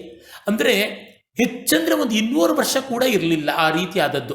ಅಷ್ಟೊತ್ತಿಗೆ ಒಡಗು ಬಂದುಬಿಟ್ಟಿತ್ತು. ಪಾಂಪೆ, ಸೀಸರ್, ಆಮೇಲಿಂದ ಮಾರ್ಕಸ್ ಆಂಟನಿ, ಆಮೇಲೆ ಬಂದಂಥವನೇ ಅಗಸ್ಟಸ್, ಹೀಗೆಲ್ಲ ನಾವು ನೋಡ್ತೀವಿ. ಅದನ್ನು ನೋಡಿದಾಗ ನಮಗೆ ಗೊತ್ತಾಗುತ್ತೆ ಎಲ್ಲಿಯೂ ಇಷ್ಟು ವಿಸ್ತಾರವಾದಂಥ ಭೂಮಿಯನ್ನು ಒಂದಾಗ ಆಳಿದ್ದಿಲ್ಲ. ಚೈನಾದಲ್ಲಿ ಕೂಡ ಹಾಗಿದ್ದಿದ್ದಿಲ್ಲ ಅಂತ ನಮಗೆ ಗೊತ್ತಾಗುತ್ತೆ. ಮತ್ತು ಇಷ್ಟು ಫಲವತ್ತಾದ ಜಾಗ, ಇಷ್ಟು ಜನಸಂಖ್ಯೆ ಇರತಕ್ಕಂಥ ಜಾಗವನ್ನು ಒಬ್ಬನೇ ಆಳುವುದು ಕಷ್ಟ ಆಗುತ್ತದೆ. ಅಶೋಕ ಒಂದು ಕಾಲದಲ್ಲಿ ಮಾಡ್ಕೊಂಡಿದ್ದು ಹೌದು, ಅದು ಚಂದ್ರಗುಪ್ತ ಮೌರ್ಯನ ಕಾಲದಲ್ಲೇ ಆಯಿತು ಅಂತ, ಮಹಾಭಾರತ ಕಾಲದಲ್ಲಿ ಹಾಗಿತ್ತು ಅಂತಂತಾರೆ. ಆಮೇಲೆ ಮುಖ್ಯವಾದ ಭಾಗಗಳು ಇಟ್ಕೊಂಡಿದ್ರು. ಈಗ ನೋಡಿ, ನಮ್ಮ ದೇಶದಲ್ಲಿ ಇಸ್ಲಾಂ ಕಾಲಿಟ್ಟು ದುರಾಕ್ರಮಣ ಮಾಡೋವರೆಗೂ ನಮಗೆ ನೋಡಿದಾಗ ತುಂಬ ದೊಡ್ಡ ರೀತಿಯಲ್ಲಿ ನಮ್ಮ ಕನ್ನಡದವರೇ ಆಗಿದ್ದಂಥ ರಾಷ್ಟ್ರಕೂಟರು ತುಂಬ ಭಾಗವನ್ನು ಏಕಛತ್ರಾಧಿಪತ್ಯಕ್ಕೆ ತಗೊಂಡು ಬಂದಿದ್ರು. ಆಮೇಲಿಂದ ಗುರ್ಜರ ಪ್ರತಿಹಾರರು ಮಾಡಿದರು, ಈ ಕಡೆ ಪಾಲರು ಮಾಡಿದರು. ಒಂದು ಕಡೆ ಪಾಲರು, ಇನ್ನೊಂದು ಕಡೆ ಪ್ರತಿಹಾರರು, ಮತ್ತು ಕೊಂಡಿದ್ದ ರಾಷ್ಟ್ರಕೂಟರು, ಈ ಮೂರು ಇತ್ತು. ಅದಕ್ಕೆ ಮುಂಚೆ ಮೌಖರಿಗಳಿದ್ದರು, ಅದಕ್ಕೆ ಮುಂಚೆ ಗುಪ್ತರು ಇದ್ದರು, ಅದಕ್ಕೆ ಮುಂಚೆ ಮೌರ್ಯರಿದ್ದಿದ್ದು. ಹೀಗೆ ಇದ್ದಾಗ ದಕ್ಷಿಣ ಭಾರತದಲ್ಲಿ ವಿಜಯನಗರ ಪೂರ್ತಿಯಾಗಿ ತನ್ನ ಕಾಲದಲ್ಲಿ ತಾನು ತೆಗೆದುಕೊಂಡಿತ್ತು. ಅದಕ್ಕೆ ಮುಂಚೆ ಚೋಳರು, ಚಾಲುಕ್ಯರು ಹೀಗಿದ್ದದ್ದು ಅಂತ ನಮಗೆ ಗೊತ್ತಾಗುತ್ತದೆ. ಹಾಗಾಗಿ ಇಷ್ಟು ದೊಡ್ಡ ಜಾಗವನ್ನು ಆಳುವುದು ಕಷ್ಟ ಇದೆ. ಮತ್ತು ಪ್ರತಿಯೊಬ್ಬರೂ ಕೂಡ ಒಂದೇ ರೀತಿಯಲ್ಲಿದ್ದರು, ಅದನ್ನು ನಾವು ನೋಡ್ತೀವಿ. ಒಂದೇ ಸಾಂಸ್ಕೃತಿಕವಾದಂಥ ಚೌಕಟ್ಟಿನಲ್ಲಿದ್ದರು. ಆಳ್ವಿಕೆಗಳು ವ್ಯತ್ಯಾಸ ಆಗ್ತಾ ಇರುತ್ತೆ, ಒಂದು ರಾಜವಂಶ ಇರೋದಿಲ್ಲ, ಅನೇಕ ರಾಜವಂಶ ಇರುತ್ತೆ. ಈಗ ಒಂದೇ ಕರ್ನಾಟಕದಲ್ಲಿ ಎಷ್ಟು ಉಪಭಾಷೆಗಳಿವೆ, ಕನ್ನಡದ್ದೇ ಉಪಭಾಷೆಗಳು ಎಷ್ಟಿವೆ? ಯಾಕೆ ಒಂದೇ ಪತ್ರಿಕೆಯಲ್ಲಿ ಬರ್ತಕ್ಕಂಥ ಕನ್ನಡ ಇಲ್ಲ ಅಂದರೆ ಇರೋಕ್ಕೆ ಸಾಧ್ಯವಿಲ್ಲ. ಮತ್ತು ಅದು ಅಷ್ಟು ಸಂವಾದ ಇಲ್ಲದೆ ಇರುವ ಜಾಗದಲ್ಲಿ, ಅಂದರೆ ಸಂಪರ್ಕ ಇಲ್ಲದೆ ಇರೋ ಜಾಗದಲ್ಲಿ ಇಷ್ಟು ಹೇಗಿತ್ತು? ಒಂದು ದೃಷ್ಟಾಂತವಾಗಿ ಹೇಳ್ತೀನಿ. ಆದರೆ ಸಾಂಸ್ಕೃತಿಕವಾದ ಐಕ್ಯ ಯಾವ ಮಟ್ಟಕ್ಕಿತ್ತು ಅಂದರೆ, ಒಮ್ಮೆ ಪಂಡಿತ್ ಮದನ್ ಮೋಹನ್ ಮಾಳವೀಯರು ವಿದೇಶಿಯ ಪತ್ರಕರ್ತರೆಲ್ಲ ಕುಂಭಮೇಳ ನೋಡೋದಕ್ಕೆ ಅಂತ ಬಂದಾಗ ಅವ್ರನ್ನ ಕರ್ಕೊಂಡು ಹೋಗಿದ್ರು. ಆ ಜನರು ಅಪಾರವಾದ ಸಂಖ್ಯೆಯಲ್ಲಿ ಬಂದಿದ್ದು, ಕೋಟಿಗಟ್ಟಲೆ ನೋಡಿಬಿಟ್ಟು, ಇಷ್ಟು ಜನನ್ನ ನೀವು ಕರ್ತರೋದಕ್ಕೆ ಏನೆಲ್ಲ ಪ್ರಚಾರ ಮಾಡ್ತೀರಾ ಅಂದರೆ, ಆಗ ಮಾಳವೀಯರು ಪಂಚಾಂಗ ತೆಗೆದುಬಿಟ್ಟು ತೋರಿಸಿದ್ರಂತೆ, ಇಂಥ ದಿವಸ ಕುಂಭಮೇಳ ಅಂತ ಬರೆದಿರೋ ಒಂದು ಸಾಲಷ್ಟೇ ಪ್ರಚಾರ ಅಂತ. ಆಯಾ ಪ್ರಾಂತಗಳೆಲ್ಲ, ಹಳ್ಳಿಗಳಲ್ಲಿ ಪುರೋಹಿತರು ದೀಪಾವಳಿನಲ್ಲಿ ಯುಗಾದಿನಲ್ಲಿ ಪಂಚಾಂಗ ಶ್ರವಣ ಮಾಡಿಸ್ತಾ ಇದ್ರು. ಅವಾಗ ಏನೇನು ಅಂತೆಲ್ಲ ಹೇಳ್ತಾ ಇದ್ರು, ಜನ ಜ್ಞಾಪಕ ಇಟ್ಕೊಳ್ತಾ ಇದ್ರು, ಬರ್ತಾ ಇದ್ರು. ಹೀಗೆ ಈ ಸಾಂಸ್ಕೃತಿಕ ಐಕ್ಯತೆ ರಾಜಕೀಯವಾದ ಏಕತೆಗಿಂತ 100 ಪಟ್ಟು ದೊಡ್ಡದು. Politically united countries have been ruined, have gone to dogs. ಆದರೆ ಸಾಂಸ್ಕೃತಿಕವಾದ ಏಕತೆ ಇರೋದು ಇಷ್ಟು ಕಾಲ ನಿಂತಿದೆಯಲ್ಲ, ಇದನ್ನು ನಾವು ನೋಡಬೇಕು. Political aspects are not that important, ಬಹಳ ಮುಖ್ಯವಲ್ಲವೇ ಅಲ್ಲ ಅನ್ನೋದನ್ನು ನಾವು ಕಾಣಬೇಕಾಗುತ್ತದೆ. ಆದರೆ ಸಾಂಸ್ಕೃತಿಕವಾದ ಏಕತೆಯೇ ಬಹಳ ಮುಖ್ಯವಾದ ಸೂತ್ರ ಅಂತ ಗೊತ್ತಾಗುತ್ತೆ. ಇವತ್ತಿಗೂ ಅಷ್ಟೇ ಯುರೋಪ್ ನೋಡಿ, ಸಾಂಸ್ಕೃತಿಕವಾದ ಏಕತೆ ಇರೋದ್ರಿಂದ ಅದು ಒಂದಕ್ಕೊಂದು ಎಷ್ಟು ಅನ್ಯೋನ್ಯವಾಗಿ ಆಗಿಕೊಂಡು ಬಂದಿದೆ ಅಂತ ಗೊತ್ತಾಗುತ್ತದೆ. ಯುರೋಪು ತನ್ನಂತಾನು ಒಟ್ಟು ಅಂತಲೇ ತಾನು ಪರಿಗಣಿಸ್ಕೊಳ್ತದೆ, ಭಾವನಾತ್ಮಕವಾದ ಒಗ್ಗಟ್ಟುತನ ಇದೆ ಅಂತ. ಅವರು ಗ್ರೀಕರ ಉತ್ತರಾಧಿಕಾರಿಗಳು ಹೊಂದಿದ್ದಾರೆ. ಅಲ್ಲಿ ಬಂದಿರೋ ಸಮಸ್ಯೆ ಕ್ರೈಸ್ತ ಮತ. ಗ್ರೀಕರದು ಕ್ರೈಸ್ತ ಮತ ಅಲ್ಲ, ಗ್ರೀಕರದು ಸನಾತನ ಧರ್ಮದಂತೆಯೇ ಅದರ ಕವಲೆ ಆಗಿ ಹೋಗದ್ದು. ಹೀಗಾಗಿ ಅಲ್ಲಿ ಆ ಎರಡು ದ್ವಂದ್ವ ಇದ್ದಾಗಲೂ ಕೂಡ ಸಾಂಸ್ಕೃತಿಕವಾಗಿ ಗ್ರೀಸ್ ಮತೀಯವಾಗಿ ಕ್ರೈಸ್ತ ಅಂತ ಇದ್ದಾಗಲೂ ಅಲ್ಲಿ ಒಂದು ಮಟ್ಟದ ಭಾವೈಕ್ಯ ಇದೆ ಅಂತಂದರೆ ಇದು ವಿಶೇಷವಾದದ್ದು. ಒಂದ್ಸತಿ ಈ ಕಡೆ ಗಮನ ಇಡಬೇಕು. ಡಾಕ್ಟರ್ ಮೋಹನ್, ನಿಮ್ ಪ್ರಶ್ನೆ ಕೇಳಿ ಸರ್. ನಮಸ್ಕಾರ. ಗುರುಗಳು ಹೇಳಿದ್ದು ಅಂದ್ರೆ 5 ಬುಡಕಟ್ಟುಗಳಿದ್ದು ಅವು ವ್ಯಾಪಿಸಿದ್ವು ಭಾರತದಾದ್ಯಂತ ಅಂತ ಹೇಳಿದ್ರು. ಹಾಗೆ ಜೊತೆಗೆ ಮಧ್ಯೆ ಮಧ್ಯೆ ಹೊಡೆದಾಟಗಳು ಆಗ್ತಾ ಇದ್ವು ಅಂತ ಹೇಳಿದ್ರು. ನನ್ನ ಪ್ರಶ್ನೆ, ಈಗಿನ ಪ್ರಸ್ತುತ ಸಂದರ್ಭದಲ್ಲಿ ನಮ್ಮಲ್ಲಿ ಭಾರತದಲ್ಲಿ ಮುಸ್ಲಿಮರಿದ್ದಾರೆ, ಕ್ರಿಶ್ಚಿಯನ್ಸ್ ಇದ್ದಾರೆ, ಬೌದ್ಧರು, ಜೈನರು, ಹಿಂದೂಗಳು, ಪಾರ್ಸಿಗಳು ಎಲ್ಲರೂ ಇದ್ದಾರೆ. ಈ ರೀತಿ ಇರುವಾಗ ನಾವು ಭಾರತವಾಗೇ ಉಳಿಬೇಕು ಅಂತಂದ್ರೆ ಇಲ್ಲಿ ಸಾಂಸ್ಕೃತಿಕ ಅನನ್ಯತೆಯು ಕೂಡ ಸ್ವಲ್ಪ ಪ್ರಶ್ನಾರ್ಹ. ಯಾಕೆಂದ್ರೆ ಮುಸ್ಲಿಂ ಅಥವಾ ಕ್ರಿಶ್ಚಿಯನ್ರ ಸಾಂಸ್ಕೃತಿಕ ಏನು ಅಂಶಗಳು ಬೇರೆನೆ ಇರ್ತವೆ. ಹಾಗಿದ್ದಾಗ ಭಾರತವಾಗಿಯೇ ಉಳಿಯೋದು ಹೇಗೆ ಗುರುಗಳೇ? ಇದು ನನ್ನ ಪ್ರಶ್ನೆ. ನೋಡಿ, ಇಂಡೋನೇಷಿಯಾ ಇದೆಯಲ್ಲ ಒಂದು ಉದಾಹರಣೆಯಾಗಿ, ನಮಗದು ಯಾತಕ್ಕೆ ಮಾರ್ಗದರ್ಶಿ ಆಗಬಾರದು? ಮತ್ತೆ ನಾವು ಈ ಸರ್ವಾಧಿಕಾರಿಗಳ ಕೈಗೆಲ್ಲ ಹೋಗೋದಕ್ಕೆ ಮುಂಚೆ ಇಸ್ತಾಂಬುಲ್ ರಾಜಧಾನಿಯಾಗಿರ್ತಕ್ಕಂಥ ಟರ್ಕಿ ಹೇಗಿತ್ತು ಅಂತ ನೋಡಿದ್ದೀವಲ್ಲ, ಯಾಕೆ ಇರೋಕ್ಕೆ ಸಾಧ್ಯ ಇಲ್ಲ? ಈಗ ಕ್ರೈಸ್ತ ಮತವನ್ನೇ ಹೊಂದಿದ್ರು ಯುರೋಪ್ ಈಗಲೂ ತನ್ನ ಗ್ರೀಕೋ ರೋಮನ್ ಮೂಲವನ್ನು ಹೇಳ್ಕೊಳ್ಳೋದಕ್ಕೆ ಹೆಮ್ಮೆ ಪಡ್ತಾ ಇದೆಯಲ್ಲ, ಹೇಗಾಗುತ್ತೆ? ಏನಂದರೆ ಕ್ರಿಯಾತ್ಮಕವಾದ ಸಂಕಲ್ಪ ಶಕ್ತಿ ಬೇಕು, ಪ್ರಾಮಾಣಿಕತೆ ಬೇಕು ನಾಯಕರಿಗೆ, ಆಗ ಆಗುತ್ತೆ. ತುಷ್ಟೀಕರಣದ ಪದ್ಧತಿ ಇದ್ದಾಗ ಖಂಡಿತ ಆಗೋದಿಲ್ಲ. ಮತ್ತೆ ಓಕೆ, ರಾಘವೇಂದ್ರ ನಿಮ್ಮ ಪ್ರಶ್ನೆ. ಶತಾವಧಾನಿಗಳೇ, ನಾನು ಯೂಶುವಲಿ ಯಂಗ್ಸ್ಟರ್ಸ್ ಬಗ್ಗೆ ಸ್ವಲ್ಪ ಯೋಚನೆ ಮಾಡ್ತೇನೆ ಈ ತರ ವಿಚಾರಗಳು ಬಂದವಾಗ. ಈ ಒಂದು ಭಾರತ ಪ್ರಜ್ಞೆಯನ್ನು ನಾವು ಮಾತಾಡ್ತಿದೀವಿ, ನಿಮ್ಮಿಂದ ಕಲ್ತ್ಕೊಳ್ತಾ ಇದ್ದೀವಿ. ಆದ್ರೆ ನಮ್ಮ ಮುಂದಿನ ಪೀಳಿಗೆ ಏನಿದೆ ಅಥವಾ ನಮ್ಮ ಯುವಕರೇನಿದ್ದಾರೆ ಇವತ್ತು, ಅವರು ಈ ಭಾರತ ಪ್ರಜ್ಞೆನ ಬೆಳೆಸ್ಕೊಳ್ಬೇಕಾದ್ರೆ, ಉಳಿಸ್ಕೊಳ್ಬೇಕಾದ್ರೆ ಯಾವ್ದಾದ್ರು ಕೆಲವು ಪುಸ್ತಕಗಳು ಅಟ್ಲೀಸ್ಟ್ ಒಂದು ಕ್ರಾಶ್ ಕೋರ್ಸ್ ಆಗಿ ಶುರು ಮಾಡ್ಲಿಕ್ಕೆ ನಿಮ್ಮ ಸಲಹೆ, ಒಂದು ಪುಸ್ತಕ ಅಥವಾ ಯಾವ್ದೋ ಒಂದು ಸ್ಪೀಚ್ ಸೀರೀಸ್ ಏನಾದ್ರು ಕೇಳುವಂತ ಒಂದು ಸಲಹೆ ಕೊಡ್ಬೋದು ನೀವು? ಈಗಾಗಲೇ ಮಾಡಿದ್ದೀನಿ. ಸುಮಾರು ಒಂದು 50 ಗಂಟೆಗಳ ಕಾಲ ಭಾರತೀಯ ಸಂಸ್ಕೃತಿಯ ಮೂಲತತ್ವಗಳು ಅಂತ ಗೋಖಲೆ ಸಂಸ್ಥೆಯಲ್ಲಿ ನಾನು ಮಾತಾಡಿದ್ದೆ. ಅದೊಂದು ಸಂಗ್ರಹ ಇಂಗ್ಲೀಷ್ನಲ್ಲಿ ಇದೆ, ಅದು ಯೂಟ್ಯೂಬ್ನಲ್ಲಿ ಸುಲಭವಾಗಿ ಸಿಗುತ್ತದೆ, ನೋಡಬಹುದು. ನನ್ನ ಮಾತುಗಳಿಗಿಂತಲೂ ನಮ್ಮ ಕನ್ನಡದವರಾಗಿದ್ದಂಥ ಡಾಕ್ಟರ್ ಎಸ್ ಶ್ರೀಕಂಠ ಶಾಸ್ತ್ರಿ ಅಂತ ಮಹಾವಿದ್ವಾಂಸರಿದ್ದರು, ದೊಡ್ಡ ಇತಿಹಾಸ ಶಾಸ್ತ್ರಜ್ಞರು, SR ರಾವ್ ಮೊದಲಾದಂಥವರಿಗೆಲ್ಲ ಗುರುಗಳಾಗಿದ್ದವರು. ಅವರು ಭಾರತೀಯ ಸಂಸ್ಕೃತಿ ಅಂತ ಸುಮಾರು ಒಂದು 350-400 ಪುಟಗಳ ಅದ್ಭುತ ಪುಸ್ತಕ ಬರೆದಿದ್ದಾರೆ. ಆ ಪುಸ್ತಕದ ಮೇಲೆ ಹಲವು ಡಾಕ್ಟರೇಟ್ಗಳು ಮಾಡ್ಬೋದು. ಅದರ ಫುಟ್ನೋಟ್ಗಳನ್ನು ಓದ್ದವನೇ ಒಬ್ಬ ಮಹಾವಿದ್ವಾಂಸ ಆಗಿಬಿಡ್ತಾನೆ, ಆ ಮಟ್ಟಕ್ಕಿದೆ ಆ ಪುಸ್ತಕ. ಅದನ್ನು ಓದ್ಬೋದು. ಈ ಥರದ್ದು ಒಳ್ಳೊಳ್ಳೆ ಉಂಟು, ಖಂಡಿತ ಅವುಗಳನ್ನು ಓದ್ಕೊಂಡ್ರೆ ಸಾಕು. ನನಗನ್ಸುವಂಥದ್ದು ನಮ್ಮ ಸೇಡಿಯಾಪು ಕೃಷ್ಣ ಭಟ್ರ ತಥ್ಯದರ್ಶನ ಓದ್ಕೊಂಡ್ರೆ, ಕನ್ನಡಿಗರಿಗೆ ನಾನು ಹೇಳ್ತಾ ಇದ್ದೀನಿ, ಶ್ರೀಕಂಠ ಶಾಸ್ತ್ರಿಗಳ ಭಾರತೀಯ ಸಂಸ್ಕೃತಿ, ಇವೆರಡನ್ನು ಓದಿಕೊಂಡ್ರೆ ನಮಗೆ ಎಷ್ಟೋ ವಿಷಯ ತಿಳಿಯುತ್ತದೆ. ಮತ್ತು DVG ಅವರ ಬಾಳಿಗೊಂದು ನಂಬಿಕೆ, ಸಂಸ್ಕೃತಿ, ಈ ಕೆಲವು ಗ್ರಂಥಗಳನ್ನು ಓದ್ಕೊಂಡ್ರೇ ಎಷ್ಟೋ ಪ್ರಯೋಜನ ಆಗುತ್ತೆ. ಮತ್ತು ಕುವೆಂಪು ಅವರು ಬರೆದಂಥ ಜನಪ್ರಿಯ ವಾಲ್ಮೀಕಿ ರಾಮಾಯಣ, ಮತ್ತು AR ಕೃಷ್ಣಶಾಸ್ತ್ರಿಗಳು ಬರೆದಂಥ ವಚನ ಭಾರತ, ತಸು ಶ್ಯಾಮರಾಯರ ವಚನ ಭಾಗವತ, ಮತ್ತು DVG ಅವರ ಜೀವನ ಧರ್ಮಯೋಗ, ಈ ಥರ ರಾಮಾಯಣ, ಮಹಾಭಾರತ, ಭಾಗವತ, ಭಗವದ್ಗೀತೆಗೆ ಸಂಬಂಧಪಟ್ಟಂಥ ಈ ರೀತಿಯಾದ ಕೃತಿಗಳನ್ನು ಓದಿಕೊಂಡ್ರೆ ಎಷ್ಟೆಷ್ಟೋ ತಿಳುವಳಿಕೆ ಬರ್ತದೆ. ಅದಕ್ಕೆ ಇಂಗ್ಲೀಷ್ನಲ್ಲಿ ಕೂಡ ಇವುಗಳಿಗೆ ಸಂವಾದಿಯಾದಂಥ ಉತ್ತಮ ಗ್ರಂಥಗಳು ಇಲ್ಲ, ಇದು ವಾಸ್ತವ.